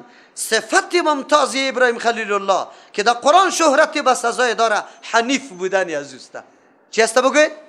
حنیف بودن عزیز. حنیف کی را میگه؟ حنف از میلان گرفته شده، یک طرف میل بکنی. حنیف کسی را میگه که از تمام ادیان باطله میل کرده باشه با سوی دینی که یک الله، اونو را به نام حنیف یاد میکنه. چرا ابراهیم خلیل الله لقبش حنیف شده؟ شما میدانید جوانا؟ خب یاد داشته باشه. قرآن کریم انبیاء علیهم السلام کلش یادآوری میکنه، لیکن دو طایفه را خیلی زیاد، یکی ابراهیم خلیل الله را خیلی زیاد واقعاتش بیان میکنه و مدح ابراهیم خلیل الله را میکنه، و یکی در جمله جوانات داستانی کی را؟ اصحاب کهف میگه. چرا؟ اردو ابراهیم خلیل الله چی خصوصیت داشت؟ اصحاب کهف اردو طایفه یک نقطه مشترک داشتن، وجه مشترک داشتن. چی بودو؟ تقلیدی کورکورانه نکردن، پرده های تقلید دریدن، رای تحقیق گرفتن. یک روزم ابراهیم خلیل الله سجده به بت، اصحاب کهف هم در مراسم مذهبی که رفتن دیگه شریک نشدن، که چی کردن؟ کناره کردن. و هم حنیف هستن او توم حنیف. امام ابو حنیفه رحمت الله علیه را که امام ابو حنیفه میگه به خاطر چی میگه؟ بسیار مردم در بین خود چی کرده؟ این آوازه را کرده که از امام صاحب سوال شد که یک مرد 4 زن گرفته میتونه، یک زن چرا 4 مرد گرفته را میتونه؟ امام ابو حنیفه رحمت الله علیه جواب دادن نتونست، رفت در خانه خود، دخترش حنیفه نام داشت. باز برش از او سوال کرد که من امروز سوال است پیش میشده، باز او گفته بود پدر جانی سوالی تمام جواب میدم به شرطی که در سر نامت همیشه چی باشه؟ نام من موجود باشه، ابو حنیفه، یعنی کنیت به نام من بگذاری. از او خاطر امام صاحب کنیه خدا ابو حنیفه مانده. او چی گفت برش جواب؟ گفت سیکو یک مرد 4 زن از پیشش اولاد پیدا میشه، اما یک زن برای 4 شوهر اولاد آورده نمیتونه. ما گفتم امام ابو حنیفه خودتور شخصیت بود در عقلانیت، به نام صاحب رای بیخی شهرت پیدا کرده که میگفت اگر درخت میگفت که درخت طلاس، میگه به دلایل ثابت میکرد که درخت طلاس. اینطور دلیل عقلی و استدلال عقلی داشت. چطور این یک موضوع خیلی عادی را جواب داده نتونه، ضرورت به دختر پیدا کنه، دختری چی کنه؟ جواب بده. این گپ غلط است. ابو حنیفه در لغت عربی کلمه اب تنها برای از این نمیگه که راستی پدر باشه، بلکه هر کسی یک کاری خوب، یک کار از پیشش زیاد صادر میشه، مردم او را تعبیر به اب میکنه. یک آدم خیلی سخیسته او را ابوالجود میگه، پدری چی؟ سخاوت. یک آدم خیلی عدالت میکنه او را ابوالعدل میگه. یک آدم خیلی زیاد چی است؟ متواضع است، همیشه فروتنی میکنه، او را ابوالتراب میگه، پدری کی؟ خاکا. مثل که هریره، ابی هریره رو دلنو دوستی با پیشکا خیلی زیاد داشته رو کار، چی برش گفت؟ ابو هریره برش گفت، پدری پیشکا. اینجاست ابو حنیفه، چون که امام ابو حنیفه رحمت الله علیه در این صفت که از همه اموری غلط و ناروا همیشه طرف حق میلان داشت، از او خاطر و این صفت در او غالب بود، از او خاطر به نام چی یاد میشه؟ ابو حنیفه یاد میشه. آلی تو مطلبش بدانی، تو نفیستی نمیفهمیم همی قدر گپا، خب ما میفهمیم انشاءالله. از تو که در قدر علما را ما خوب میدانیم، اما علما مطابق خودش قدر میکنیم. اصل حنفی اگر ما دعوا کنیم ماستیم. چرا ماستیم؟ او خود میگه اذا صح الحدیث او خود میگه لا یجوز لاحد ان یفتی بقولی، برای کسی هم جایز نیست که فتوا به قول من بده تا وقتی که معلوم نکنه حتی یعلم من این چی اخذته، تا که بدانه که از کجا ما گرفتیم. قرآن و حدیث سند داره یا نداره؟ اصل حنفی ماستیم تو خلاف امام حرکت کرده رایستی، حدیثی صحیح ثابت میشه تابعداری نمیکنی، قولای بی سندیشه به مردم فتوا داده رایستی. تو حنفی نیستی برادر، حنفی ماستیم. ما باید دعوا کنم که حنفی استم، چرا که ام وصیتش قبول کردیم، ام رای واقعی دینه میپیمایم. الحمدلله الله نصیب ما بکنه. تو نیستی. در اینجا حنیف به خاطر میگه ابراهیم خلیل الله را پرده های تقلید درید. پدری که چی بود؟ بت ساز بود. پدری که بت تراش بود. ابراهیم خلیل الله در خاندان صوفی پیدا شده. صوفی بت تراشی در اون زمانی معنا داشت که مکمل مردم تعظیم و قدر کی را میکرد؟ خاندان ابراهیم خلیل الله را. امروز هم الحمدلله یک نفر نه، با 10 و 20 نفر امو جوانای قطمه معرفت داره. قطمه آمده که پدرش پیر است، پدرش آغاست. الحمدلله. در اون طور خاندانی که بابایش برامه دشنام میده، خونواسیش قطمه است. فهمیدی؟ این گپ الحمدلله است. ابراهیم خلیل الله در این طور خاندان پیدا شده. او رای تحقیق ده پیش گرفت، تقلید کرکرانه نکرد که نه بابا و اجدادم اینطور کرده ما میکنم. گفت نه یا ابته لما تعبدون من دون الله، چرا عبادت میکنی غیر از الله؟ او طور چیزی را که نمیشنوه نه دیده میتونه چطور شده میتونه. دلیل برش میگه. از امو خاطر این ابتکار ابراهیم خلیل الله کرده، الله لقب حنیف برش داده. مسلمان چرا قطش میگه؟ مشرکین مکه میگفت که اوه ابراهیم خیر قطماست، و هم خدا چی میگفتن؟ بگوی و هم حنیف میگفتن. خدا مشرکین مکه خدا حنیف میگفتن، میگن ما ابراهیمیستیم. قرآن سرشان رد کرد.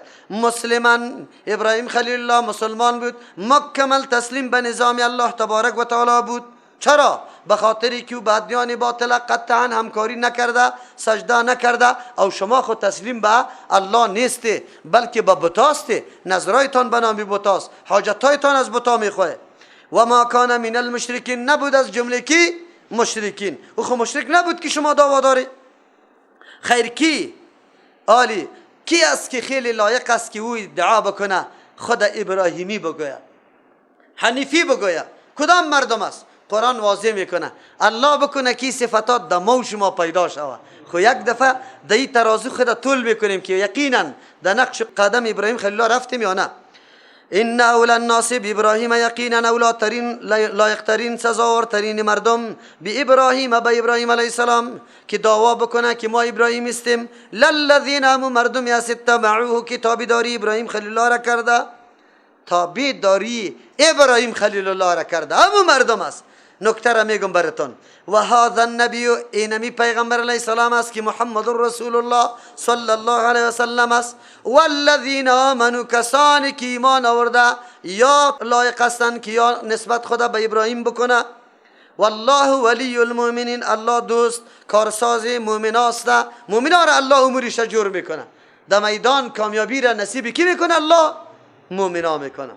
قرآن نژاد، قومیت، جغرافیا، سم، تنظیم، این گپا را مکمل همینطور رد میکنه. گروپ ابراهیم خلیل الله و کسی که خدا ادعای ابراهیمیت میده، این به اعتبار نژاد و قوم و تنظیم و منطقه نیست که کسی در عراق زندگی میکنه یا در مصر یا در فلسطین ابراهیمی است، یا کسی به نژاد در قومی نسبی ابراهیم خلیل الله سور ابراهیمی بگویم، یا کسی که در تنظیم ابراهیم خلیل الله در رجستر نامش نوشته شده ابراهیمی بگویم. ابراهیمی کسی شده میتونه للذین اتبعوه که قدم به قدم به نقش ابراهیم خلیل الله روان باشه. او نور ابراهیمی گفته میتونه. انبیاء علیهم السلام که میاید دیوالای نژاد و قومیت و جغرافیا و این گپا را مکمل از بین چی میکنه؟ و ایران میکنه. یک رابطه فراگیره، یک رشته فراگیره انبیاء علیهم السلام قطعی خود داره که کل مردم در او رشته چی کده رایسته؟ بگوی جمع کده رایست. او رشته چیست؟ عقیده و مفکوره. او را به نام رشته چی یاد میکنه؟ عقیده و مفکوره. کسی که در نقش قدم ابراهیم خلیل الله روان است، ولو که در هر منطقه است، از هر قوم است، بر لسان گپ میزنه، در تنظیمی که است. از او خاطر تنظیم بازی ما را در بدر میکنه. تفرق تره، تحزب، حزب گرایی ما را در بدر میکنه. تو را از لایت به خاطر رضای الله باز هیچ قدم نمیمانی. چرا؟ در تنظیمت وجود نداره. حالی شما ببینید کسی که تنظیم داره زکاتش در کجاست؟ در تنظیم خودش است. صدقش در کجاست؟ خدمتش در دین در کجاست؟ دیگه جایی که بالکل کافر شکست بدیم قطعت یک قرط آبم نمیده. این در بدری هاست.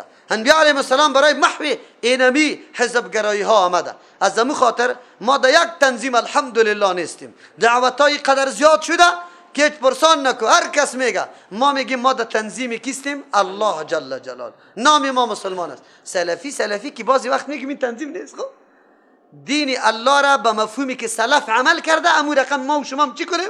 عمل بکنیم. این کدام تنظیم نیست، قطعا تنظیم نیست. در روش سلف خود روان شویم، اونمو قسم عمل بکنیم. اینی را به نام سلفیت یاد میکنم. سلفی برش میگه که نمیگی، مسلمان است.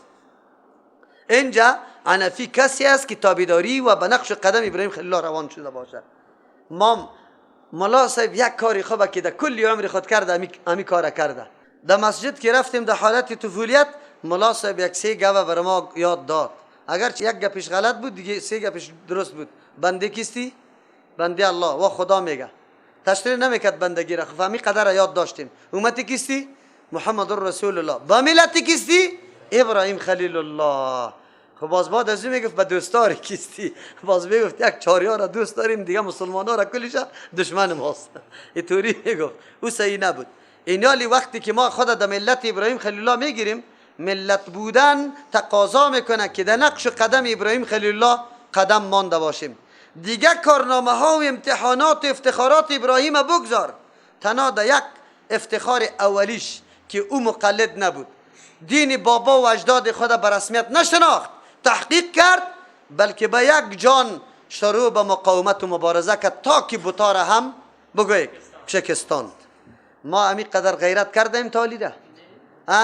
زمان ما و شما در ملت ابراهیم خلیل الله قدم گذاشته میتونیم که اولین مرحله ما اینمی قسم عزم داشته باشیم که ما رای تحقیق در پیش میگیریم، رای تقلید در پیش نمیگیریم. ما پشت تحقیق میگردیم و هیچگاه ما پابند رسم و رواج بابا و اجداد خود در صورتی که غیر معقول باشه نیستیم.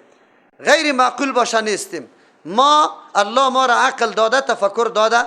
آلی خو الحمدلله کتاب الله وجود داره، علما وجود داره. مراجعه میکنیم، تحقیق میکنیم، حقیقت پیدا میکنیم و امور پیروی میکنیم. هر جوان ما چی خواهر باشه و چی برادر، اگر اینی ذهنیت، اینی فرمول قطعی خود گرفت، انشالله در آینده رای حق نصیبش است، رای هدایت نصیبش است. اگر نه که نه از ما که فلانی خوب میفهمید، اینمی طور نه من دیگه طرف نمیرم، ایگه پاره که گفتی باز دیگه در اونجا باقی میمانی. خو امونجا لط خورده باقی بمان. آلی بسیار برادرای خیلی با فکر داریم که 100% راضی نیست در مسجد خود در نماز، در نمازی که امام میده، در تراویح که امام میده، در کارایی که امام میکنه، اما بیچاره محصور در بین کیست؟ بگوی مردم است. امو تراویح را ای بیچاره هم قطش میخوانه، اگر چی در دقیقه میخوانه. امو نماز که نه قومت دایش معلوم میشه، نه جلسه، نه سجده، اطمینان اعتدال در رکوع، نه در سجده. امو را میخوانه. چرا؟ گیر آمده. نه گیر نبیاری خدا. مبارزه را شروع کنی، آرام ننشینی. این درس از ابراهیم خلیل الله یاد بگیری. ابراهیم خلیل الله یک نفر بود، اما علیه شرک و بت پرستی مقاومت کرده. با پدر خود مناظره کرده، با پاچا نمرود مناظره کرده، با قوم مناظره کرده، بتخانه ها را شکسته. او موتو خو خیلی افراد و نفر هستیم. موتو چرا؟ موتوی غیرتی ما کدام طرف میره؟ او جاهایی که در اونجا شرک میشه موتو منع کرده نمیتونیم. چرا؟ اینجاست که ما دست با هم نمیدیم. هر کس بری خود علایده است. هیچ یکی با دیگه شناس هم نداره. والا چرا فعالیت نمیکنی؟ یک نفر هستم زورم نمیرسه.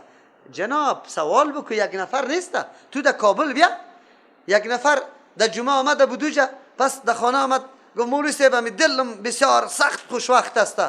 اما هیچ فکر نمیکردم که در کابلی طور گپ است. من گفتم خود تو هم اما بونکورکا واری بودی دیگه. هیچ نمیدیدی. مردم میگرده سوال میکنه چند سالت میشه؟ میگه من خود 10 سال است که در کابل زندگی میکنم.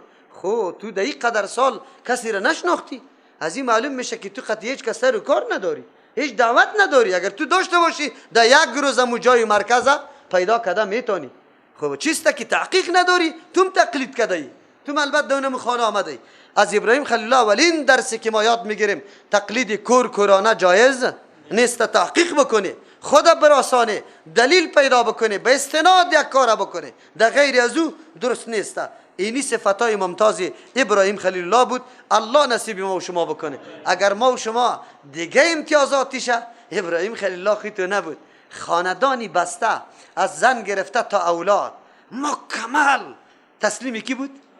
اینطوری خانواده کم پیدا شود که کلگی فکر و ذکر و همه چیسته مفکوریش یکی باشه. مادر از بچه کده پیش دعوت بده، پدر از بگه اولاد کده، دختر کده، دختر از بیادر کده، بیادر از کی بگه همشیره کده، یکی از دیگه پیشتاز در دعوت باشه. اینطوری خاندان خیلی کم پیدا میشه. خب خیر الله نصیب کنه.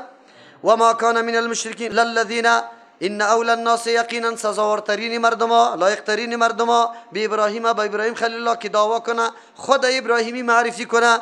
للذین هم کسانانی است اتبعوه که به نقش و قدم ابراهیم خلیل الله قدم گذاشته، اتباع کرده. هر پیغمبر که آمده قومش اتباع کرده. اتباع چرا میگه؟ پیروی کردن از کسی به دلیل. به چی؟ و هذا النبی لایقترین مردما که خود نسبت به ابراهیم بده ای پیغمبر علیه السلام است. والذین آمنوا کسانی که مؤمن است به اصطلاح قرآن، مؤمن واقعی به اصطلاح قرآن است امو ایمانی که قرآن معرفی میکنه. آلی ایمان در ما وجود داره یا نه؟ اگر موجود بود ما ابراهیمی گفته میشیم، اگر نبود باز کجاستیم؟ اگر در قبراش سجده میکنی، به پیرا سجده میکنی، به ملاها رکوع میکنی، باز دیگه خود ابراهیمی نگو، حنیف نگو، شده نمیتونی. والله ولی المؤمنین، الله کارساز متصرف مؤمن است، دوست مؤمن است. از امو خاطر الله کارای مؤمنا را خود به خود ساخته رایست، جور کرده رایست. الله اکبر، چه یک بشارت عظیم است. اگر کسی مؤمنی واقعی باشه الله نصرت میکنه، الله کارساز است. یقینا ما که اینجا ترجمه را شروع کردیم با این پیمانه توقع نداشتیم که در مدت کم ما در این پیمانه برسیم. یقینا براتان میگم ما در ظرف 10 سال حتی تصور نمیکردم که کدام کارروایی که بعد از 2 سال در دسترس ما آمده، امور ما تمام داشتم که 10 سال بعد در دست ما بیا، اما الله متعال در 1 سال در دست ما آورد. او ما ایرا یقین داریم اگر ما به اخلاص و صداقت خالص به خاطر رضای الله قدم بگذاریم، ما ان شاء الله شاهد یک انقلاب عظیم در وطن خود هستیم، خصوصا در طبقه جوان، چه از خواهر باشه چه از برادرها باشه. ان شاء الله این انقلاب عظیم آمده رایسته. این تقلیدای کورکورانه محو میشه. این پیر پرستی و این ملا پرستی و این قبر پرستی و چنار پرستی، این گنبد پرستی ها چی میشه؟ خود به خود از بین میره. و این نعوذ بالله دوستی هایی که با دنیای کفر و یهود و نصارا میشه، این دیگه باقی نمیمانه. چرا؟ ما یقین دارم که کتاب الله حاکم شد، کتاب الله در قلب مردم داخل شد. باز ما یقین داریم که مردم هم بگوی خدمتگاری کی میشه؟ کتاب الله. تابعدار کتاب الله میشه. باز دیگه همه گپا جور است. الله اموتر ساعتها را بیاره که کل مردم درست باشه عقیدش. آرمان ما همیسته. والله ولی المؤمنین دوم ترجمش، الله دوست مؤمن است. وقتی که الله دوستی با مؤمن میکنه هیچ وقت دوستی خود او رسوا شرمنده خجالت نمیده.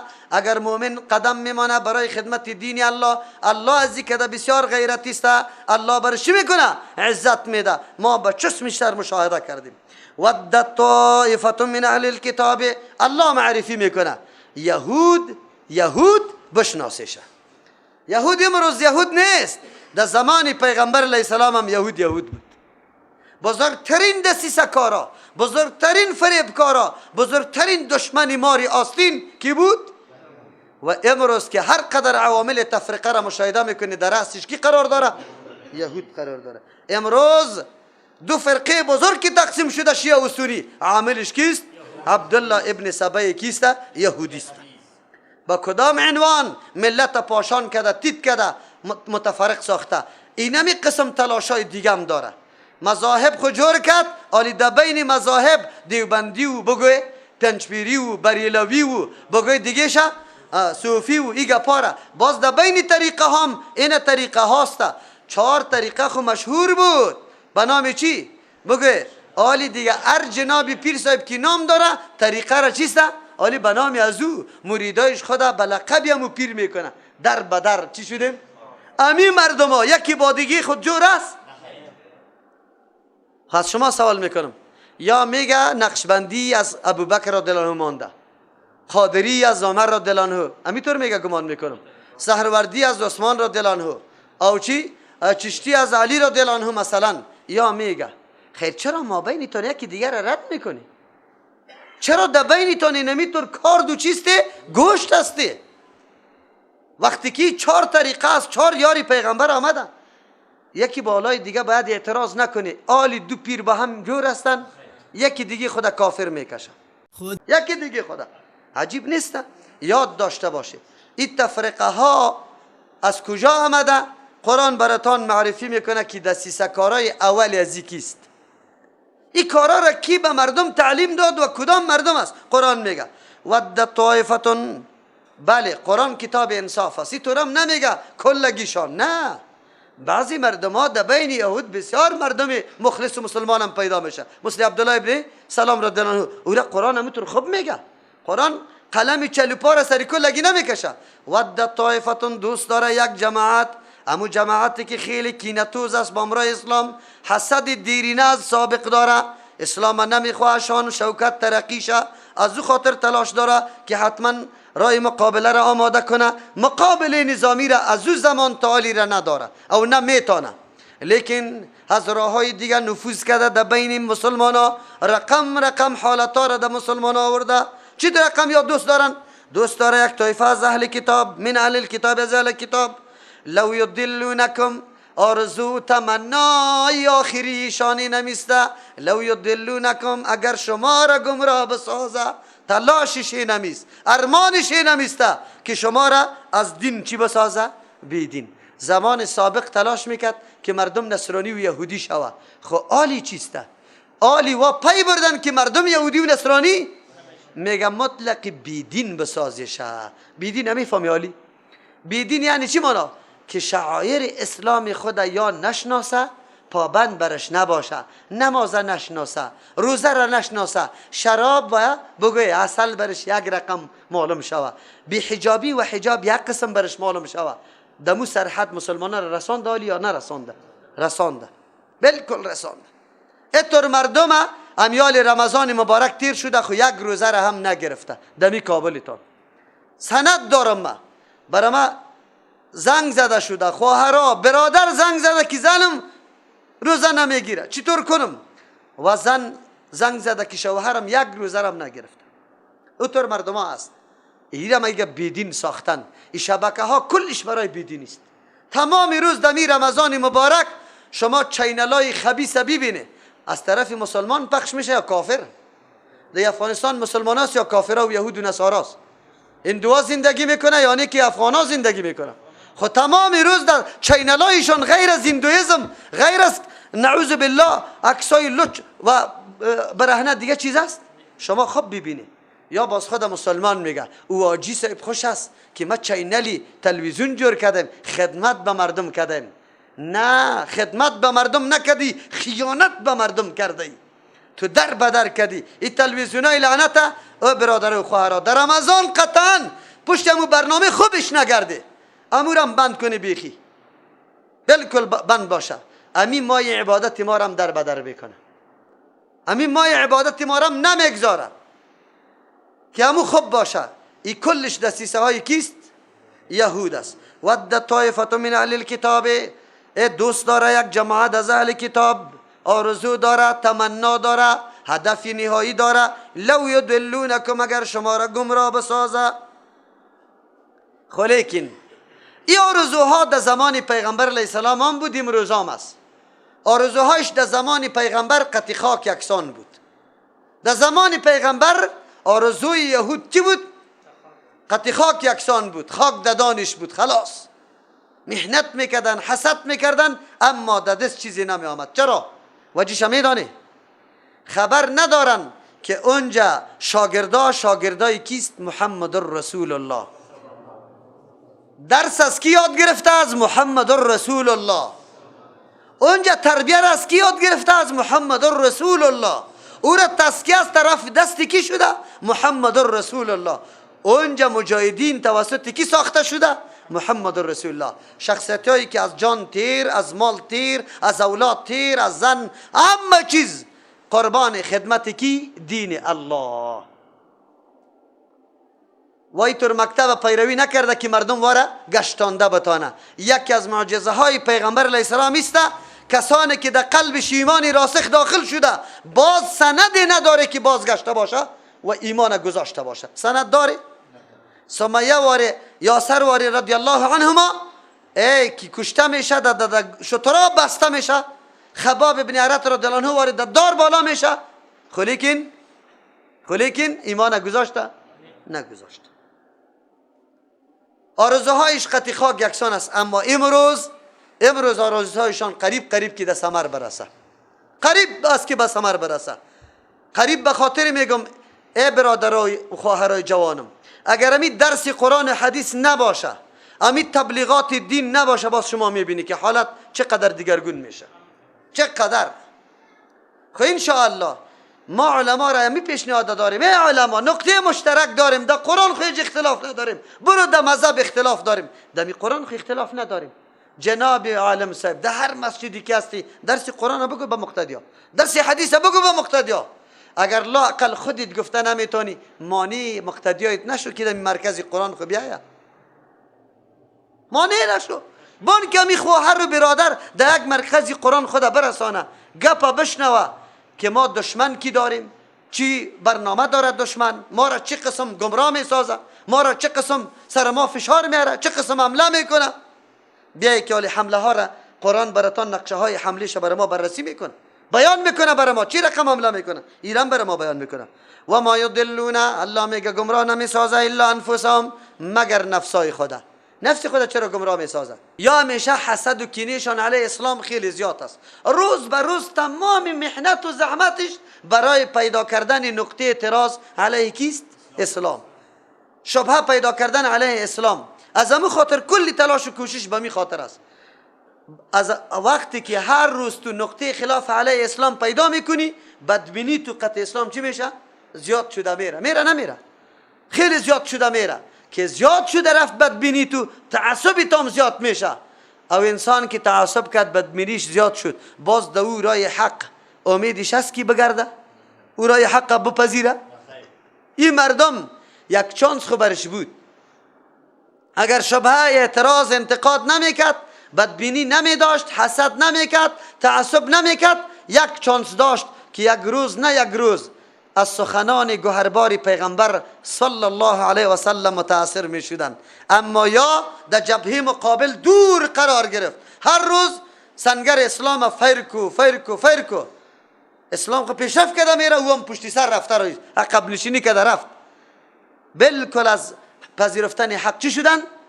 محروم شدن. قرآن میگه و ما یضلون، گمراه نمی سازه الا انفسهم، مگر نفسای خدا در گمراهی زدن، حق برشان میسر نشد.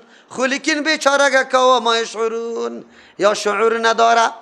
نه عالی مثال چیسته؟ برادرها در ترجمه قرآن کریم که شریک میشه دو قسم مردم است.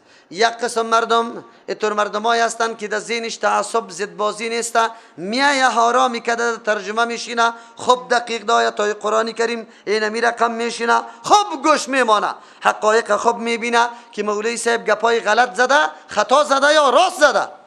بالکل بعد از اینکه ترجمه قرآن ختم میشه میپذیره که یقینا قرآن اینطور میگه، من باید قرآن بخوانم. هر کس که برام میگه قرآن بخوانم، سری مقصد قرآن بدانم، حالی قطمه ضد نمیکنه.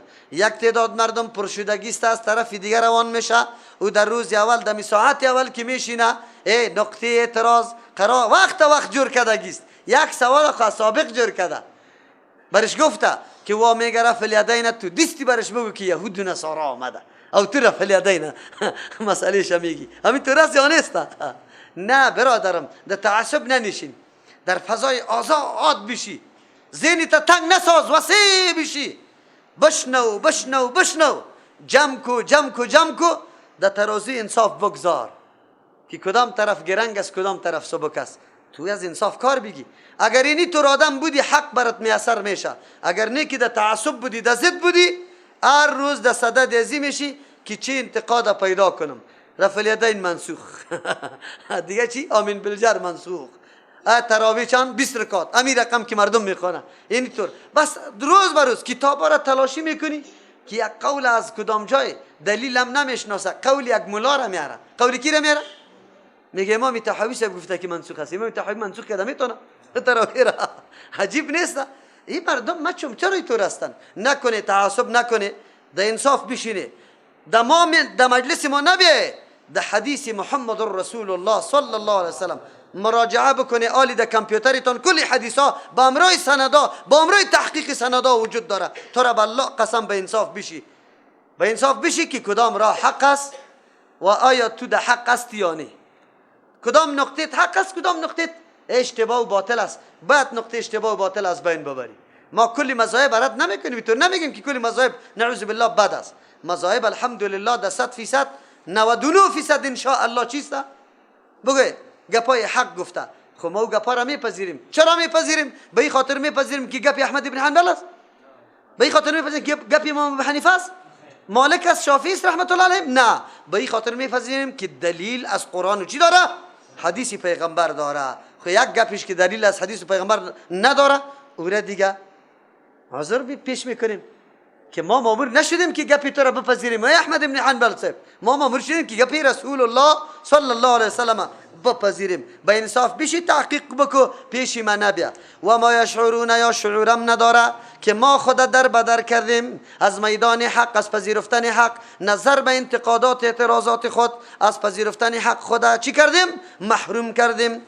یا اهل الكتاب لم تکفرون بآیات الله، یا اهل کتاب چقدر جای جفا است، چقدر ظلم است. عجیب نیست؟ اهل کتاب هستی، کتاب امرایتان از خود ادعا داره که کتاب آسمانی است و در کتاب خودتان امو مسائلی است که در شان پیغمبر علیه السلام پتو پردم بیان نشده، واضح بیان شده. قرآن میگه مذمتی از یارا بیان میکنه، یارا ملامت میکنه. لما تکفرون، چرا انکار میکنی بیایات الله، به احکام الله که در کتابای خودتان در شان پیغمبر، در شان دین، در شان نظام آمده، در شان قرآن آمده، چرا انکار میکنه؟ و انتم تشهدون، شما خود قائل هستی که کتابای آسمانی است، گپایش حق است. همین گپا خود کتاب خودتان است، چرا نمیپذیری؟ ما امروز با مخالفین خود دعوت میدیم. اهل کتاب هستی، دمو کتابای خودتان. اگر در کتابای حنفی تقلید حرام نگفته بود، اگر در کتابای حنفی تقلید بد نگفته بود، بیا دستی مرا قطع کن، ما برات سند میدم که تقلید خود بد گفته. لیکن چرا حقایق چرا پنهان میکنه؟ مردم واقعیت ها را بگو. اگر خودت پیروی نمیکنی، یک مقتدیت خود پیروی کنه. دو، یا اهل الكتاب لما تلبسون الحق بالباطل.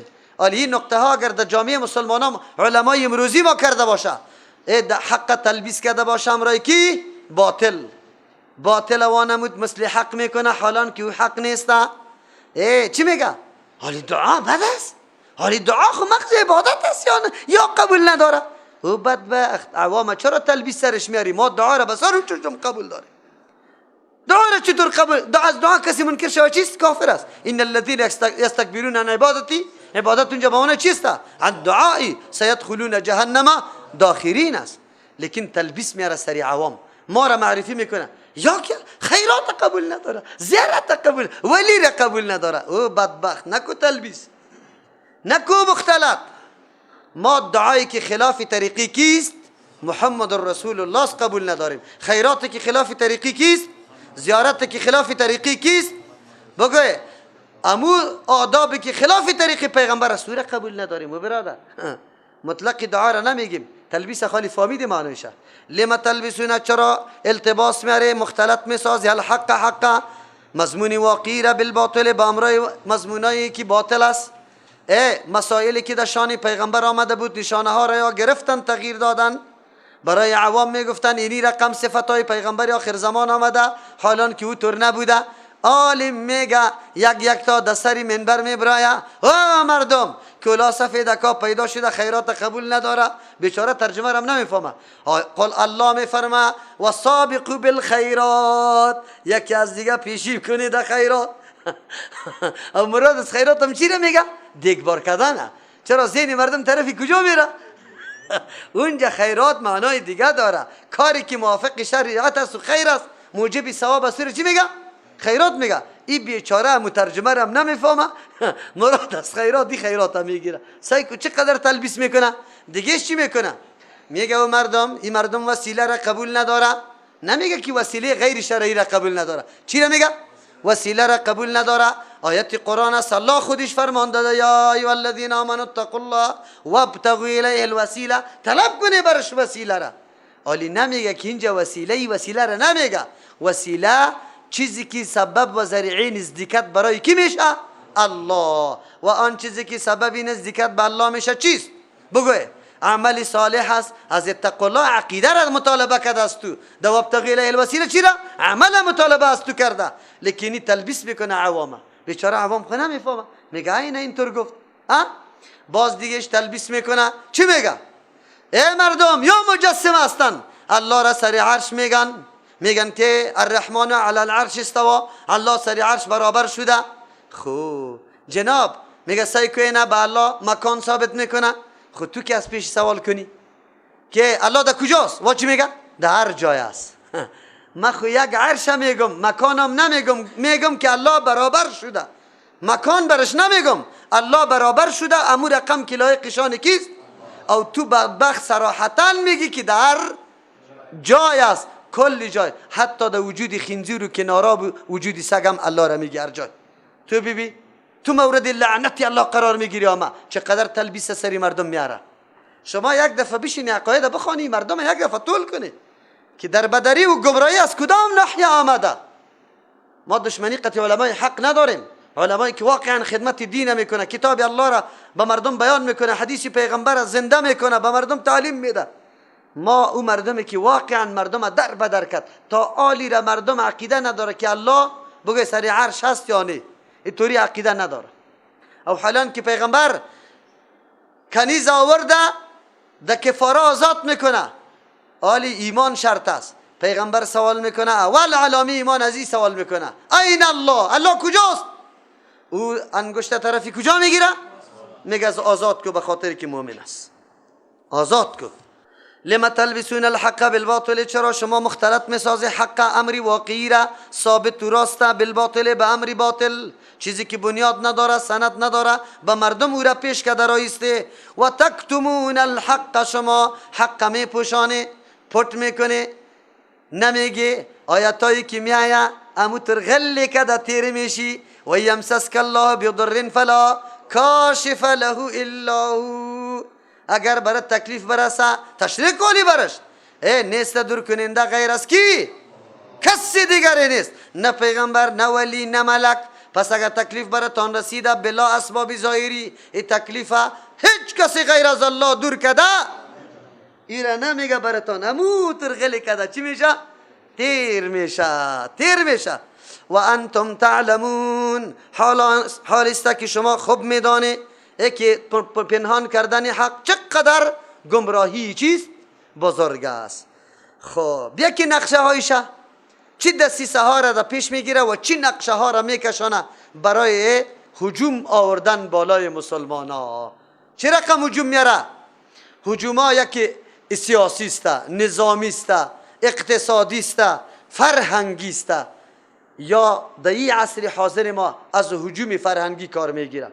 چرا؟ در هجوم فرهنگی یا خیلی از مرگام میترسه، در نظامی یا ماده نیسته.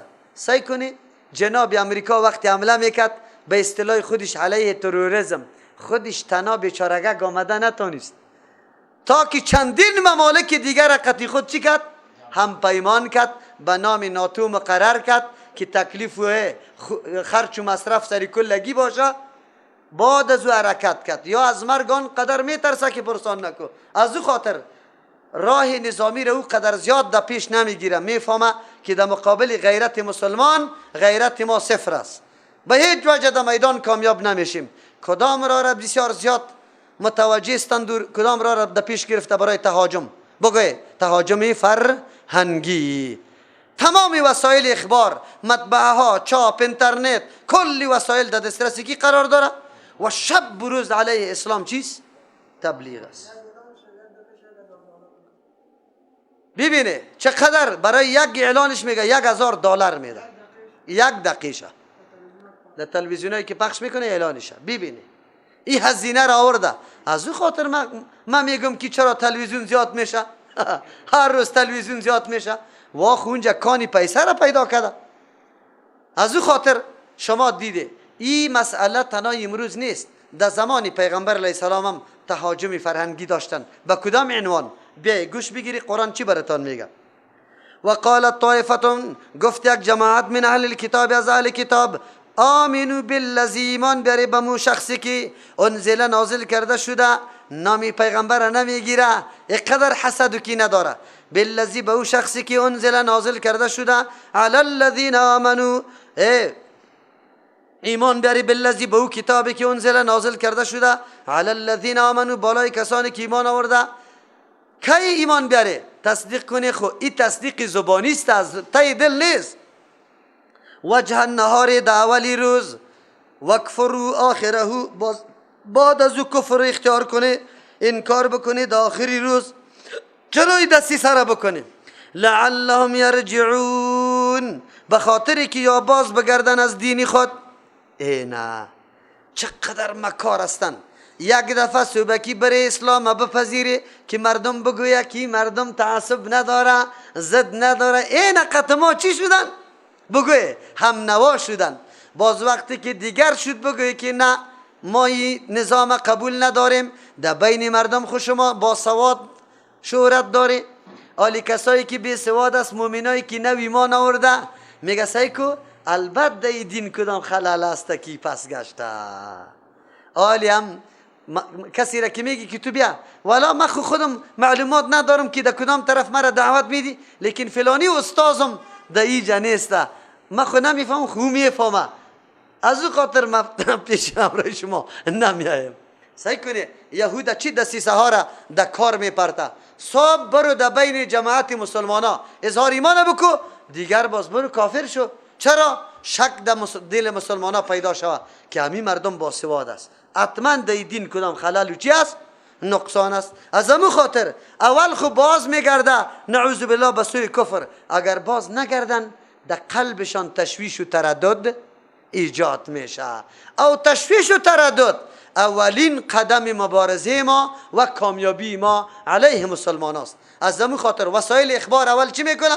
تشویش میپرته. چی میپرته؟ تشویش، تردد میپرته.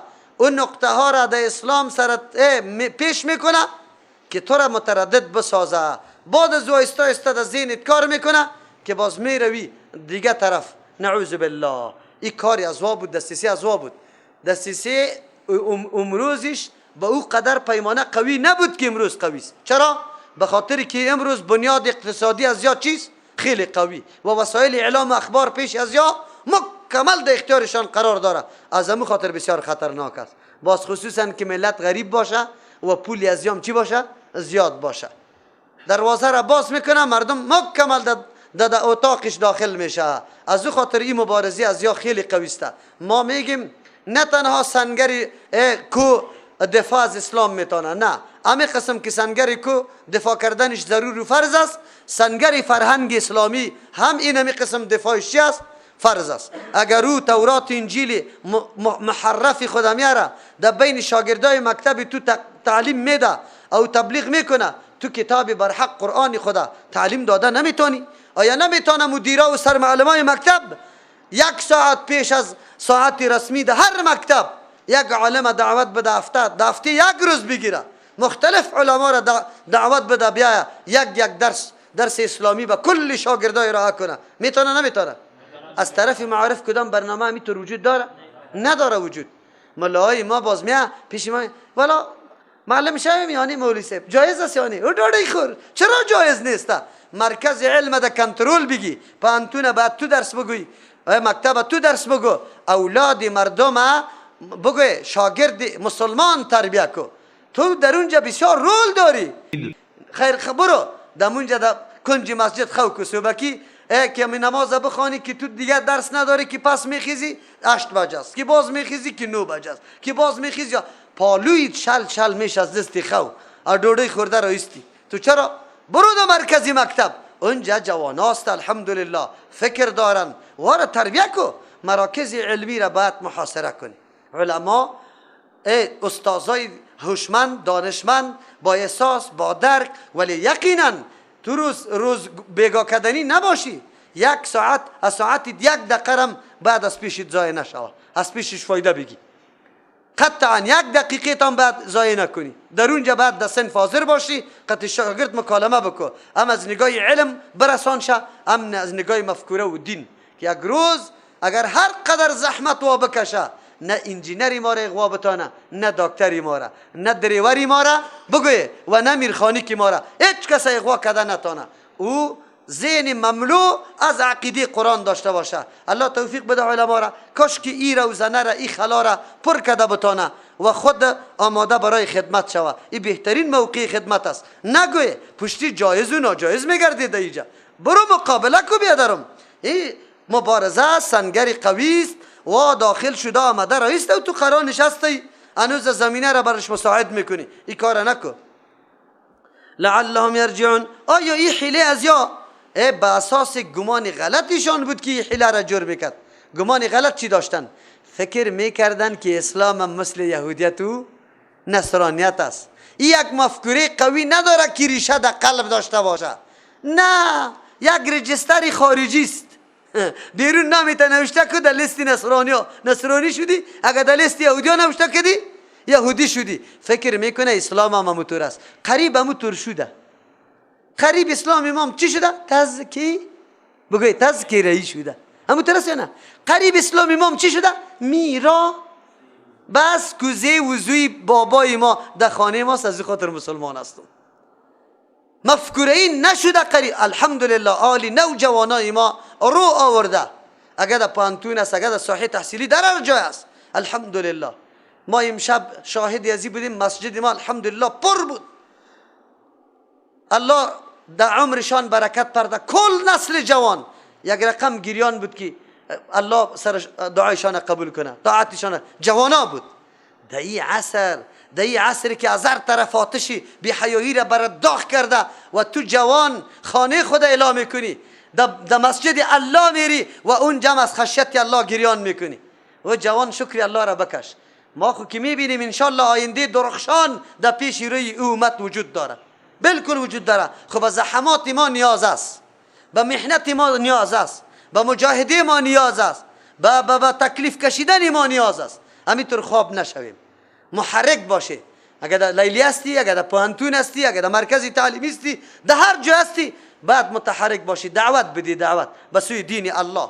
امی عاجزی و امو فسادات و خللای نظامای باطل بعد شما بشناسی و به مردم معرفی کنی.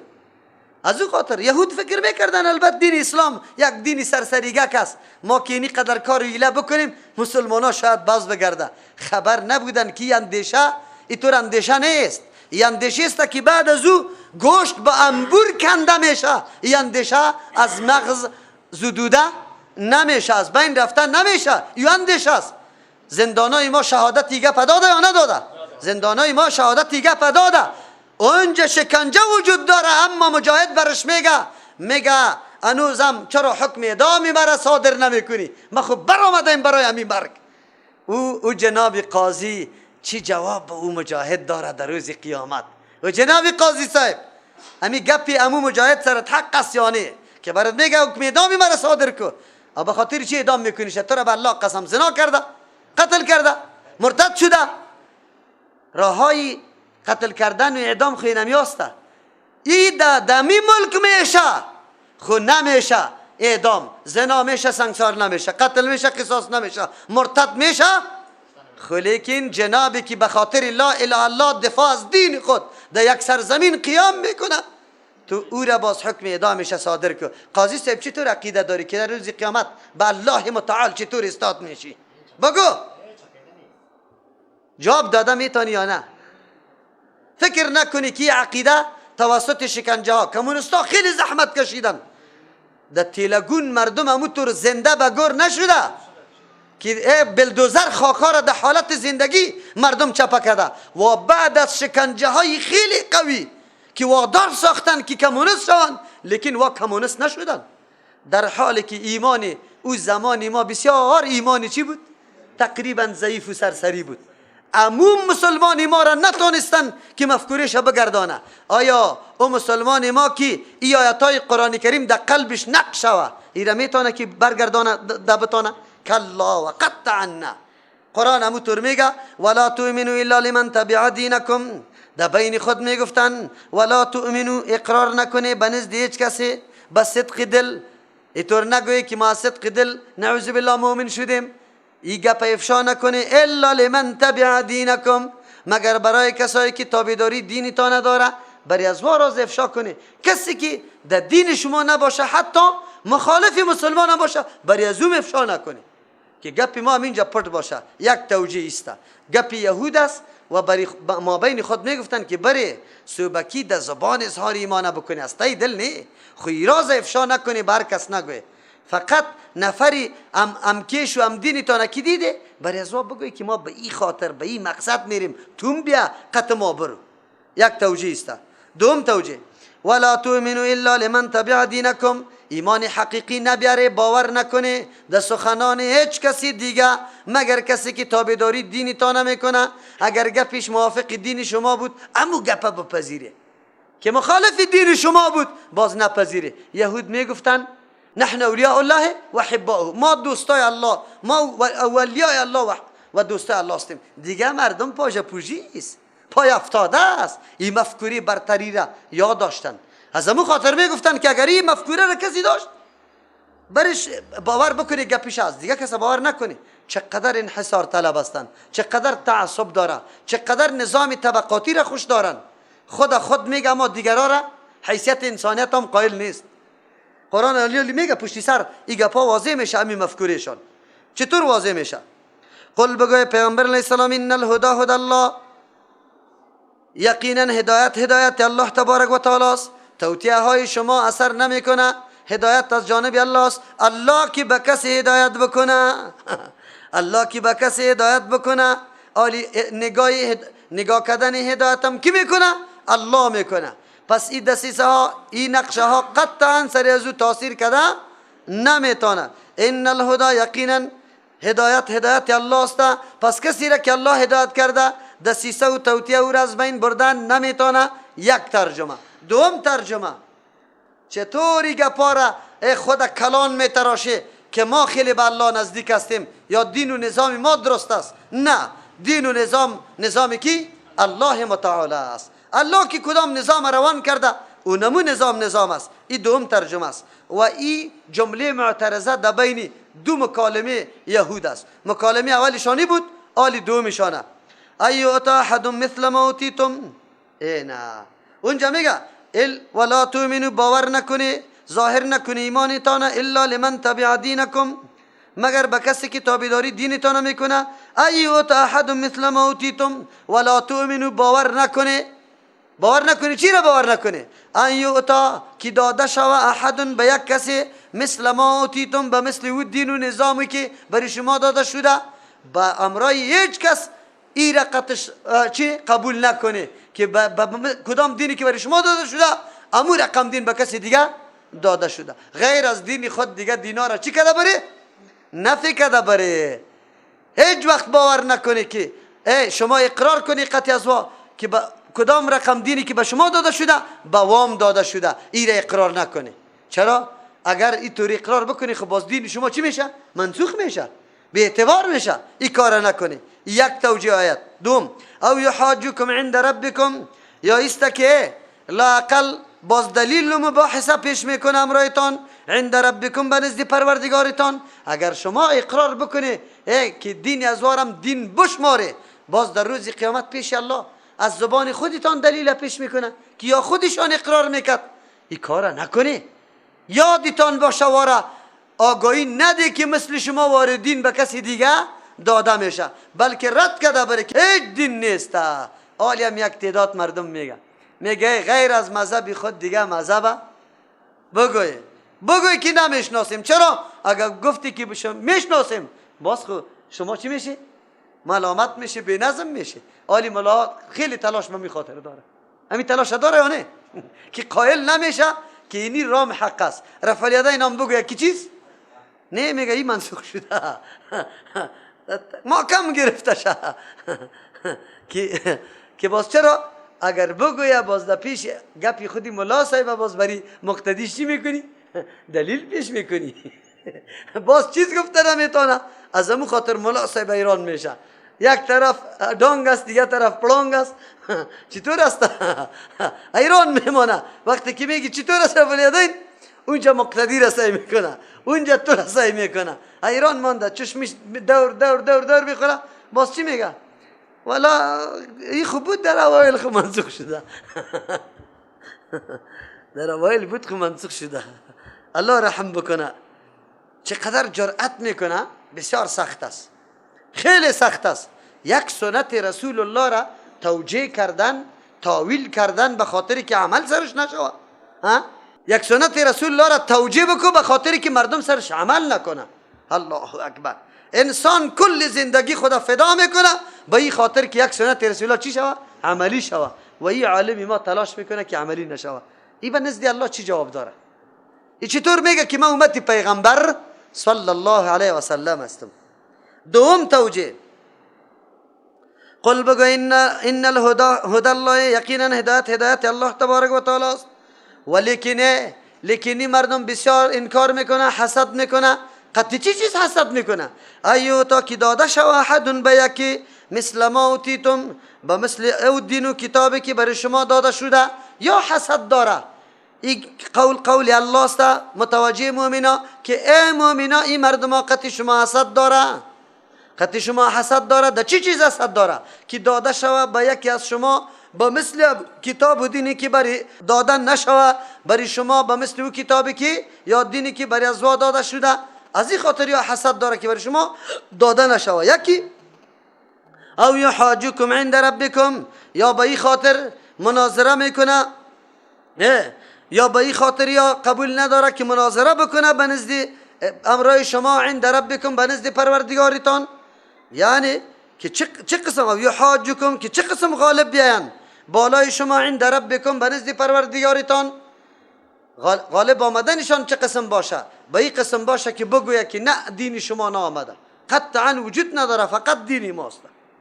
سخترین آیت است، مشکل آیت است. اول توجیه خیلی واضح است، دوم توجیه کمی سکتگی داره، دیگه توجیهات هم است. همین دو توجیه خیلی شهرت داره. قل بگو پیغمبر علیه السلام ان الفضل بید الله، بگو که احسان به دست کیست؟ به دست بلا کیف الله است. حالی اینجا مراد از فضل احسان الله چیست؟ مفسرین مختلف نظریات داره. مراد از فضل الله علم دین است. کسی که معلومات دین داره این فضل کیست؟ چرا معلومات دین انسان از شبهات چی میکنه؟ نجات میده. از اعتراضات و انتقادات دشمن نجات میده. پس کدام دسیسه هایی که علی کتاب میگیره تو در مقابلش بالکل قیام کده میتونی. دوم ان الفضل توفیق عمل برای حق، عمل بالای حق. ای توفیق دادن ای احسان کیست؟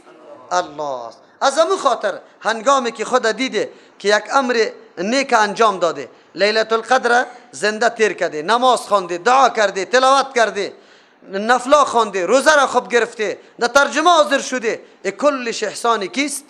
از جانب کیست؟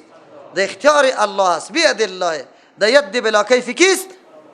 یوتیه میداد الله من یشاء، کسی را که الله بخواه. الله میشناسه که لایق کیسته. بله کسی را که بخواه خب معلوم است که الله کی را میده. و کسی که قرار خوابای خدا میزنه تا 12 بجه تلویزیون فیلم سای کرده و بعد از او خواب کرده، صبحکی در نماز هم نخیسته، خفتن نماز هم نخوانده، او را الله بده فضل، او را توفیق بده. و خونه شب قدر شناخت نه قدرشه و نه برش میاثر شد. بله الله به کسی میده که نمی قسم مواهب یا استعداد یا قابلیت ها یا اعضایی که الله برش داده بود او را در حصولش چی کرد؟ استعمال کرد، تلاش کرد. حالی تو از روز آمادگی گرفتی که امشب انشالله شب قدر است میشیرم، از روز آمادگی گرفتی که من نماز میخوانم، از روز آمادگی گرفتی که در فلان مسجد میرم اونجا قیام اللیل میشه، شریک میشم. به او طور مردم الله میده، به هر کس خو نمیده. لما یشاء اینو میگه والله واسع علیم. الله واسع است، یعنی الله واسع است، رحمتش فراخ است، به خیلی عمل کمی بنده خود خیلی زیاد میده. اینطور فکر نکنی که در یک شب قدر چه قسم عبادتش برابری 1000 ماه عبادت باشه. چرا؟ بگو که الله واسع است، فراخ است، رحمت الله، داد الله، سخاوت الله. چرا؟ به خاطری که خزانه الله تبارک و تعالی بی نهایت است. علیم میداند که کی لیاقتی چی گرفتن داره که برش بده و به چی مقدار بده. اخلاص، صداقت، خلوص میبینه الله، عاجزی را، تواضع را مکمل. یختص برحمتی، خاص می سازه به رحمتی خود. اینجا مراد از رحمت رسالت و نبوت است. یهود خو می خواستند که در بنی اسماعیل پیغمبر نشوه، می گفتند که در خاندان ما بازم پیغمبر آخر زمان بیا، لیکن الله تبارک و تعالی خاص می سازه رحمت خود که رسالت و نبوت است. من یشاء، به کسی که الله تبارک و تعالی میکنه. پس کسی که به کسی که الله او را انتخاب کرده باشه، حسد کردن قطعا جهالت است. یک کسی را که الله به نعمت خود سرفراز کرده، علم وسیع برش داده، نبوت برش داده، توفیق عبادت برش داده، در راه دین خدمت برش داده، مالش در جای نیک مصرف میشه، عزت و آبروی دینش برقرار است، تو قطعش حسد نکو. چرا؟ به خاطر که کی داده؟ الله داده. اگر حسد میکنی از جهالت، ایمان چیسته؟ کار جاهلا و کار فضول است. والله ذو الفضل العظیم، الله صاحب احسان خیلی بزرگ است، خیلی بزرگ احسان داره. به هر کس که بخواه الله تبارک و تعالی میده. و من اهل الکتاب، چقدر کلان تراش هستن خدا، همه چیزای شما را روا میدانه. قند و قرود کده میخوره، میگم این مردم همه چیزش برای شما رواست. خدا حتی مسئولم نمیدانه، مسئول نمیدانه که حقی تو را بپردازه. امروز نمونه از یا امی اهل کتاب فعلی است یا نه، بمبارد میکنه در شب خاندان، یک دم زیر دیوال خانه را مقبره برش جور میکنه، اما آمادم نیست که بری تو حتی یک جواب بده، حاضر نیست که یک جواب بده. کدام مردم است؟ قرآن برات معرفی میکنه همین مردم است. خدا در این پیمانه قرار داده که بری تو جوابم نمیده، بس خلاص انتها که خیلی تظاهرات و هیاهوی و پارلمان و گپا شوه، باز میگه اشتباه شده. چی شده؟ اشتباه شده. کلی کاری تو اشتباه اشتباه اشتباه اشتباه. آخر دقتی تو در کجاست؟ اما دقت برام نشان بده. دقتی تو در شار است که کلام آن کلان چکاره در گردتان جمع چی کرده؟ سیمای خاردار چند کیلومتری مانده. همین دقت است؟ کدام چیز دقت است؟ بگوی. قرآن خبرتان میگه این مردم از ابتدای عقیده را داره که مسلمان مالش بخو. این مردم خونش هیچ کدام حیثیت نداره. خلاص امروز همین مردم است که خونی مسلمان برش ارزش نداره، آبروی مسلمان برش ارزش نداره، مفکوری مسلمان برش ارزش نداره، حیات مسلمان، زندگی مسلمان برش ارزش نداره. داره؟ عفت و حجاب مسلمان برش ارزش نداره. چی حق داره که شب در خانه کسی داخل میشه؟ چرا بمبارد میکنه؟ ولی مردم خو خیلی کم است. شما نیروی زیاد هستی، باید از کو در قریه از پیش تا شده نتانه. نیروی بزرگ داری، مقابلش بکن. حالی نه یک نفر میاد در کابل انفجار میکنه، حالی کلی کابلی ها کشته شوه، خانهاش چپه شوه، راه های ورودی کابل پیشی توست جناب. در کمربندات تو قرار داری، چرا نفر تیر میشه؟ چرا مواد تیر میشه؟ تو جلوگیری شب بکن. مردم خو گناهکار نیسته، لیکن این مردم از او زمان امی ذهنیت داره که در مسلمان حیثیت قائل نیست، آبرو عزت قائل نیست، هیچ چیز قائل نیست. قرآن میگه برای ما. چطور میگه برای ما؟ و من اهل الكتاب، بعضی از اهل کتاب، من این کسی است ان تأمنه، اگر او را امین قرار بدی، مال خدا پیش از او به امانت بگذاری، به قنطار، اگر چی و انباری مالا باشه، دی کسی 1200 اوقیه میگه، کسی میگه 1000 دینار است، کسی میگه یک پوست گاو پرشان. نه، قنطار خزانه خیلی زیاد که ما و شما از او تعبیر به انبار میکنیم. اگر ایر امین بگردانی ده اهل کتاب هم همینطور مردم پیدا میشه. اگر امین بگردانی به انباری مالای و ادی پس مسپاره الیک بسوی تو. قرآن چقدر کتاب انصاف است.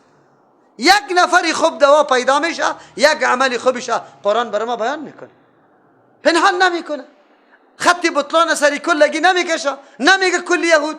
از او خاطر چقدر احتیاط دکار بود. و من اهل الکتاب و طایفتم من اهل الکتاب. دونجا طایفه میگفت، کلی اهل کتاب نمیگفت. و منهم بعضی از یا من کسی است انت امنو اگر امین جور کنی، امانتدار جور کنی او را بی دینار، با 1 دینار که خیلی ناچیز چیز است، لا یؤدیه نمیسپاره، ادا نمیکنه، الیک بسوی تو، الا ما دمت علیه اگر باشی تو دایم بالایش، قایما در سرش استاده، در پالویش استاد باشی بدی و آلی از پیش مطالبه کنه که انکار کنه که انکار نمیتونه. اگر یک دفعه بدی، یک دفعه از پیش پناه شوی، باز بی باز دیگه منکر است، نمیده. چرا؟ در مفکوره و عقیده از یاسته که مال مسلمان چی هسته؟ بگوی جایز است بخوری، قند و قرود کده. خود شما خبر داری که این حالت در تنظیم جنگی هم بگوی واقع شد، صورت گرفت. همین حالت یک گروپ که میرفت در منطقه دیگه گروپ، همه چیزای چی بود؟ حلال بود. همین طور فتوا میداد. مال شیعه به سنی روا شده بود، از سنی به کی؟ به شیعه روا شده بود یا نه؟ هیچ کدام گپا نبود. همین طور حالتا بود. این به مسلمانی گپا نمیزیبه. مسلمان پابند قوانین وضع شده الله خود است. الله تبارک و تعالی یک اهل ذمه، این دویی که در افغانستان زندگی میکنه، در هیچ وقت مالی از او بری تو چی نیست؟ حلال نیست. تو دیگر خود چی میکنی؟ در تنظیم جنگی ها وقتی که پیروز میشدن، مالا بود چور بود که پرسان نکن. نصف افغانستان ما در بدر به می سیستما شد یا نه؟ از تنظیم جنگی قریه داخل میشدن، کل مالا در قریه ما آمده بودن. شما باور بالله بکنی چوبایی که در سر جوی پلچک جور کرده بود، امو چوبام نمانده بود دیگه. خانه را، دروازه را، دیسته که یک چیزم نبود. 150 خانه نمیتور یک دم خرابه بود. مثل که امو قریه کی بود؟ بگوی عزیر علیه السلام بگویم. اونی طور حالت شده بود. چرا؟ علت است که مردم مفکوره نداره، دین نمیشناسه، فکر میکنه حالی ما زور شدم هر چیزش برای ما حلال است، حالا که تو نبود. ذالک بانهم قالوا لیس علینا. چرا یا اعتماد نمیکنه؟ چرا یا برای شما ولو که دیناری خوردم باشه نمیده براتان، واپس نمیکنه، میخوره؟ دلیلش است بانهم بسبب یزیکی مردم، یعنی علت خیانتشان، قالوا میگوین لیس علینا نیست بالای ما فی الامیین، در مال غیر اهل کتاب. مراد از امین کسی که اهل کتاب نباشه. در مال غیر اهل کتاب سبیلون، هیچ گناه و هیچ زمانی عذاب نیست، هیچ رای مؤاخذه و گرفت سر ما نیست. هر چیزی دیگر را برای ما چی است؟ حلال است. اینطور میگه، اینطور مفکوره داره. خود آنقدر کلان بالا میتراشه. خب چرا این گپ میزنن؟ یک وجه از این تعصبی زیاد است. قطعی مسلمان ها خیلی زیاد تعصب داره، از او خاطر از روی تعصب فتوا میده. ایره فتوای تعصبی میگه، مثل که در تنظیمات داده میشد. فتوای تعصبی بود یا نبود؟ فتواهای تعصبی بود. دوم وجه است که خودم مالک و دیگران را غلام میشماره. چی میشماره؟ اصل مالکین خودم میشماره، دیگران مثل غلام برش معلوم میشه. سوم وجه برایشان است کیا میگه این مردم از دین گشته، ما و شما را واچی میگه؟ مرتد میگه و مال مرتد واچی میدانه؟ حلال میدانه. ما و شما را مرتد میدانه. و یقولون میگوین میسازن علی الله بالای الله تبارک و تعالی الکذب، دروغه. یعنی میگه که در تورات ذکر است که اینطور بکنیم، کلش دروغ میگه. و هم یعلمون، خب میدانه که گناه بزرگه کرده، یا خب میدانه که افتراست، دروغ جور کردن است، لیکن باز هم میکاره میکنه. بلا چرا نه؟ یعنی بالای خیانت کننده الزام چرا نباشه؟ این گمانتان غلط است که شما میگه مالای مردم میخوریم لیکن الله ما را مؤاخذه نمیکنه در مورد ازی. این گمان غلط است. چرا مؤاخذه نمیکنه؟ یعنی کسی که خیانت میکنه حتما قابل مؤاخذه است، الله او را عذاب میده، بلکه مؤاخذش حتمی است. چرا؟ به خاطری که الله تبارک و تعالی در این مورد دو قانون وضع کرده. اول قانون، من اوفا بعهده، کسی که پوره میکنه به پیمان خود، برابر است که او پیمان به امرای الله تبارک و تعالی باشه یا با مخلوق الله تبارک و تعالی باشه. پیمان به الله، ایمان به کتاب الله تبارک و تعالی است و ایمان به رسول الله است. پیمان به مخلوق الله است که مطابق دستورات الله به مخلوق الله تعارض نشود. و اتقا، و بعد از خیانت و افترا بالای الله خدا نگاه کنه، یا تمام امی کارهای سابقه خدا نگاه میکنه از خیانت ها. فان الله، یقینا الله یحب المتقین، دوست داره کسی که تقوا را، رای تقوا را اختیار میکنه. بله اگر کسی متقی باشه، حقوق بپردازه، پیمانا را بجا بیاره، اگر امرای الله است، اگر امرای مخلوق الله است، اطور مردما قابل تقدیر است و الله وارا دوست داده. خیانتکارا را چطور الله دوست داشته باشه و وارا عذاب نده، مؤاخذه نکنه، بلکه به طریق اولا مؤاخذه میکنه. ان الذين يشترون بعهد الله، یقینا کسانی که میخرن با پیمانای الله تبارک و تعالی و ایمانهم به قسمای خود، ثمنا قلیلا، قیمتی خیلی کمه که دنیاست. اولئک، این مردم لا خلق لهم نیست برای از یا حصه فی الاخرت، در آخرت، ولا یکلمهم الله، یک دین الله را فروختن، هیچ حصه در آخرت برشان نیست. ولا یکلمهم الله، سخن نمیزن الله تبارک و تعالی امرایشان، سخنی رحمت و سخنی چی؟ اعزاز. ولا ينظر الیهم، نظر نمیکنه الله به نظر رحمت، یوم القیامت، در روز قیامت. ولا یزکیهم، الله یارا پاک نمیسازه گناهانشان، چرا که عمل کردی از یا سبب بدبختی گمراهی خیلی مردم شده، مردم توسط عملی از یا گمراه شده، از او خاطر یارا پاک نمیسازه، کافر هستند. ولهم عذاب علیم، برای از یا عذابی دردناک است. این خباثت دیگه شان است. یقینا قانون دومی الله است. قانون دوم میگه، اونجا خو گفت بله اگر متقی می بوده سرطان رای ما خزانه می بود، لیکن تقوا کجا و کار شما کجا؟ خلاف تقواست، پس مؤاخذه حتمی است. دوم قانون است. کسایی که پیمانای الله را و قسما را در مقابل متاع کمی دنیا می فروشه، مراد از پیمان الله ایمان به الله و رسول الله و کتاب الله و احکامی که در قرآن ذکر شده باید کلگی را بپذیره. این پیمان الله است.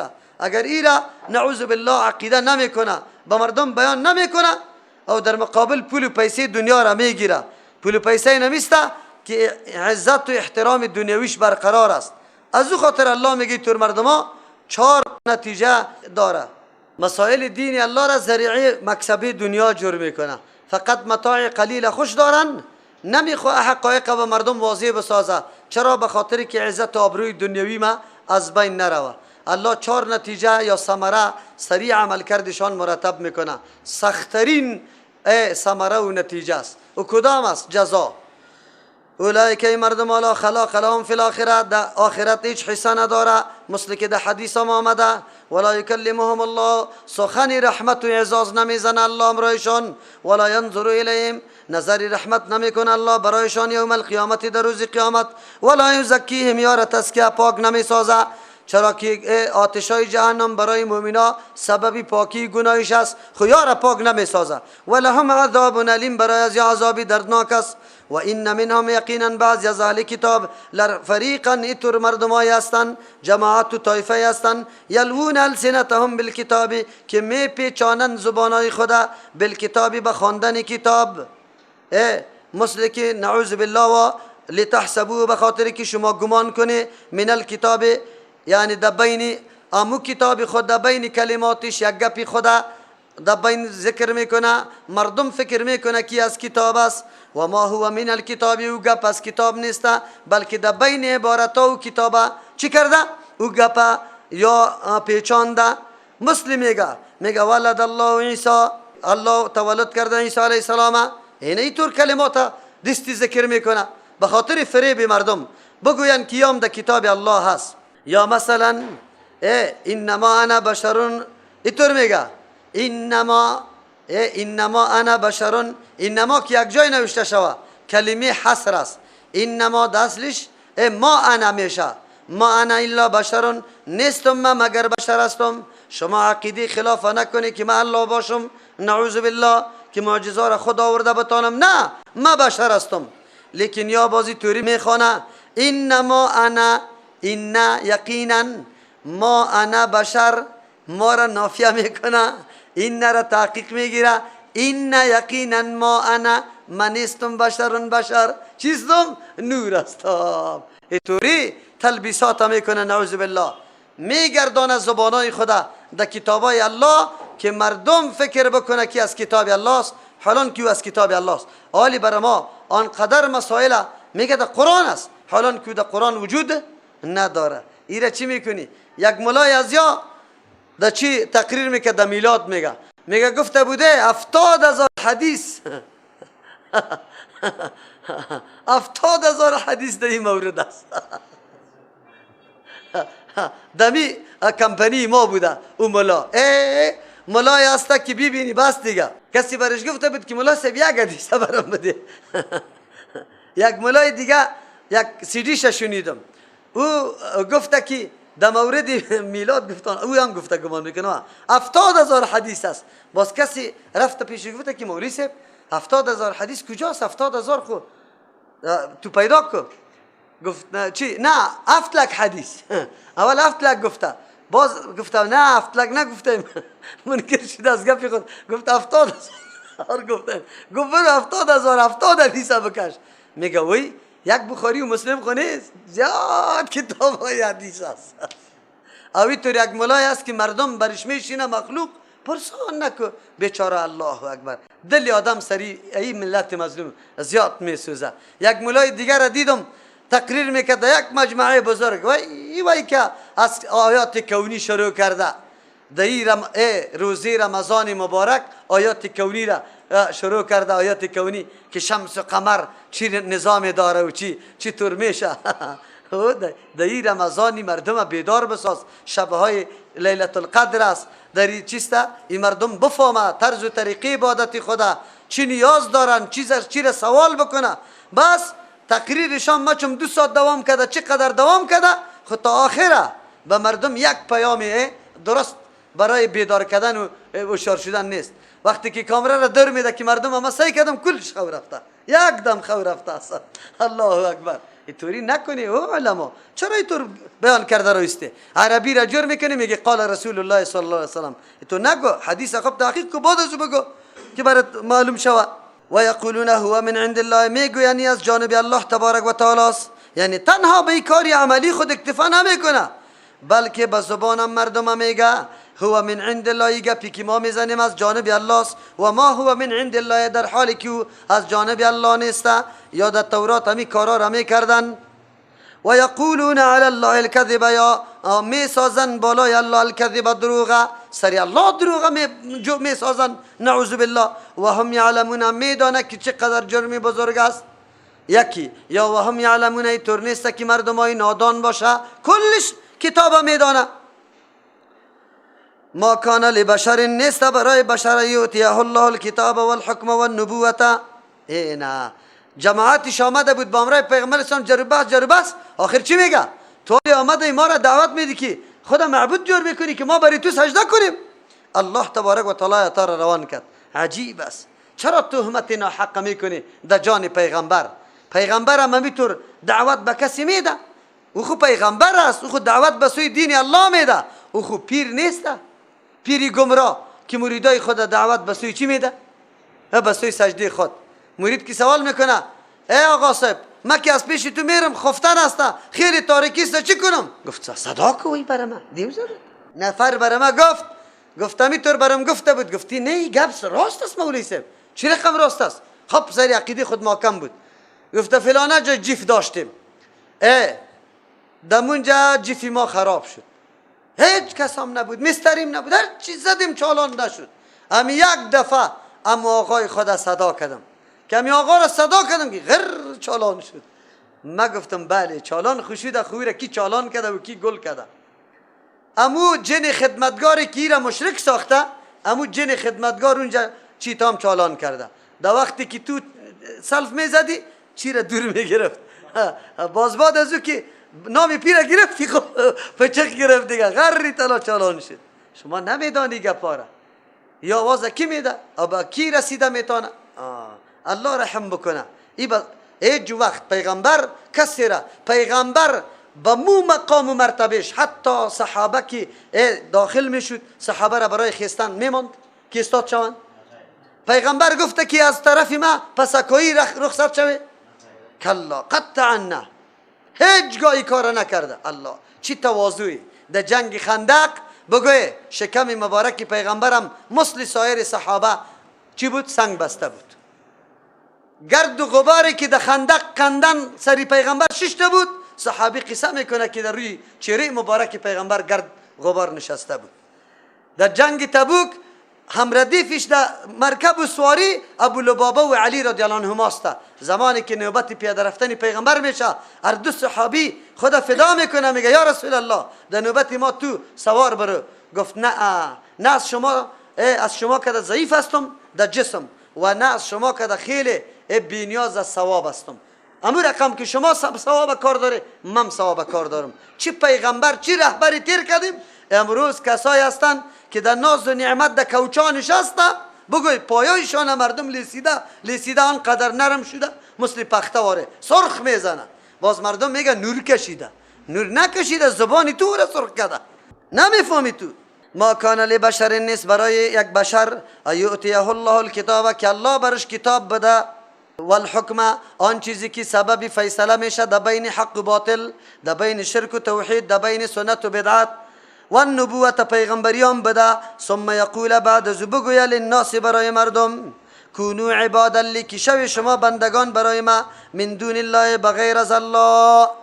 قطعا یک بشر که الله اینطور مورد اعزاز را قرار داده باشه بازو بخیزه برخلاف برنامه الله برنامه را برعکس بسازه قطعا نه. در دنیا هم که کسی را موظف میکنه وزیر که مقرر کنه پاچا آنقدر چاپلوسی پاچا را میکنه که پرسان نکنه. چرا که وزیر مقرر کرد شه چی جای ازی که در مقابلی پاچا بخیزه این کار خو نمیکنه. این خو مسئله نبوت است. اینجا خو کس خلاف رفته نمیتونه. در حدیث هم میاد صحابه وقتی که پس آمدن از دربار کسرا و قیصر روم دیدن که اونجا مردم به پاچاها سجده میکنه پیشنهاد کردن یا رسول الله او پاچاها لیاقتی سجده را نداره. چرا؟ و واقعا عظیم نیستن و واقعا در اون مرتبه و مقام نیستن. خب بازم رعایتشان برشان تعظیم میکنه سجده میکنه. آیا ما تو خولا لیاقتی همی مقام داری واقعا همونطور بزرگ هستی ما بری تو سجده بکنیم؟ چی گفت پیغمبر علیه السلام؟ اگر سجده روامی بود برای کی؟ غیر از الله برای کسی دیگر امر میکردم زنا را که سجده میکردن برای کی؟ شوهرایشان از جهتی ازی که حق زیاد بالای زنای خود داره. لیکن سجده برای هیچ بشر جایز نیسته. شما ببینید کلیپا را گروپا را ببینید بعضی سیدی ها که کلان مولایا سجده میکنه یا نمیکنه. شما یک دفعه ببینید باز بعد از اون امو ملاهای امامای تانام یکی اگر یک انسان بخیزه خلاف برنامه الله برنامه را شروع بکنه این مخالفت علم ازلی الله لازم میشه. مخالفت کی؟ مخالفت کی لازم میشه؟ علم ازلی الله. چرا؟ الله نعوذ بالله این قدر جاهل بود که نمیدانست کسی را انتخاب به پیغمبری بکنه که دین الله را دعوت بده نه که به خلاف کی الله بخیزه قیام کنه مردم به سجده کردن خود دعوت بده. باز خود نعوذ بالله علم الله باطل میشه که الله هیچ علم نداشت. نعوذ بالله جاهل بود سری ازی اوی قطعا نیست. ایطور نمیگه برای مردم که کونو عبادا لی شما بندگانی ما شوی غلامای ما شوی. اگر گفتم میگه یک پیر بود نعوذ بالله او دعوای پیغمبری کرده بود باز پاچا آورده بود چه را اعدام بکنه. باز گفته بود که او پاچا صاحب مردم اینقدر زود حکم اعدام نمیکنه مرا بگذاری که من قطعی امتی خود بیایم بعد از او باز مرا اعدام کنی. سبا مریدای خدا امو کسایی که تابعدارای بود جمع کرده بود که گفتم سگ یکی تان آوازی سگ بده که گفتم خر یکی تان آوازی خر بده که پیشک یکی تان آوازی پیشک بده. هیره که آورده بازی صدا کرده که پیشک مو کده کدام شروع کده که باز گفته سگ غو کده. یک دفعه علما با پاچا گفته که این خود قابل اعدام نیست. امی اومد امی پیغمبرش و این اومد امو پیغمبرش. واقعا امروز خیر ملت ما مظلوم است یقینا. بیچاره آنقدر در زیر اسارت آمده.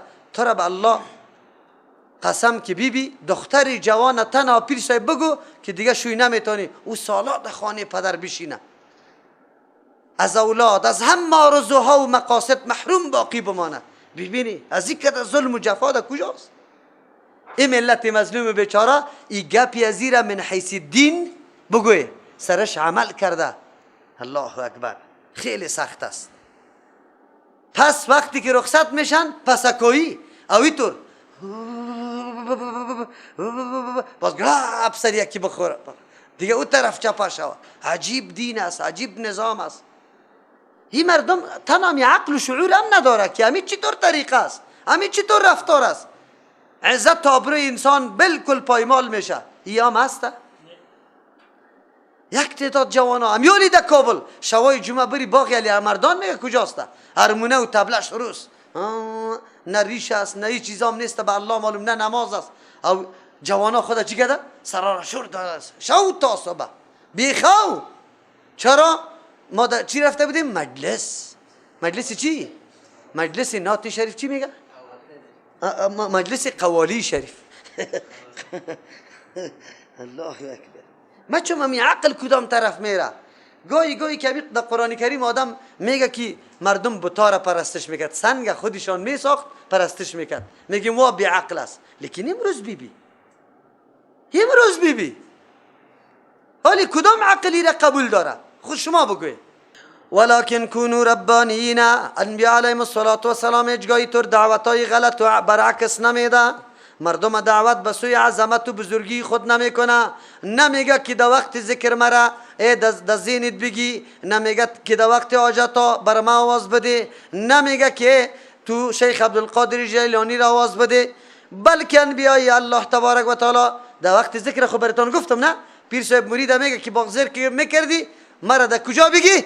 در ذهنت بگی. نه پیغمبر عظمت و بزرگی الله را بیان کرده، خود بزرگ معرفی نمیکنه. میگه قل انما انا بشرم مثلکم. میگه ولکن کونو، لیکن انبیاء علیهم السلام دعوتشان است میگه به مقتدیای خود امت خود کونو شوی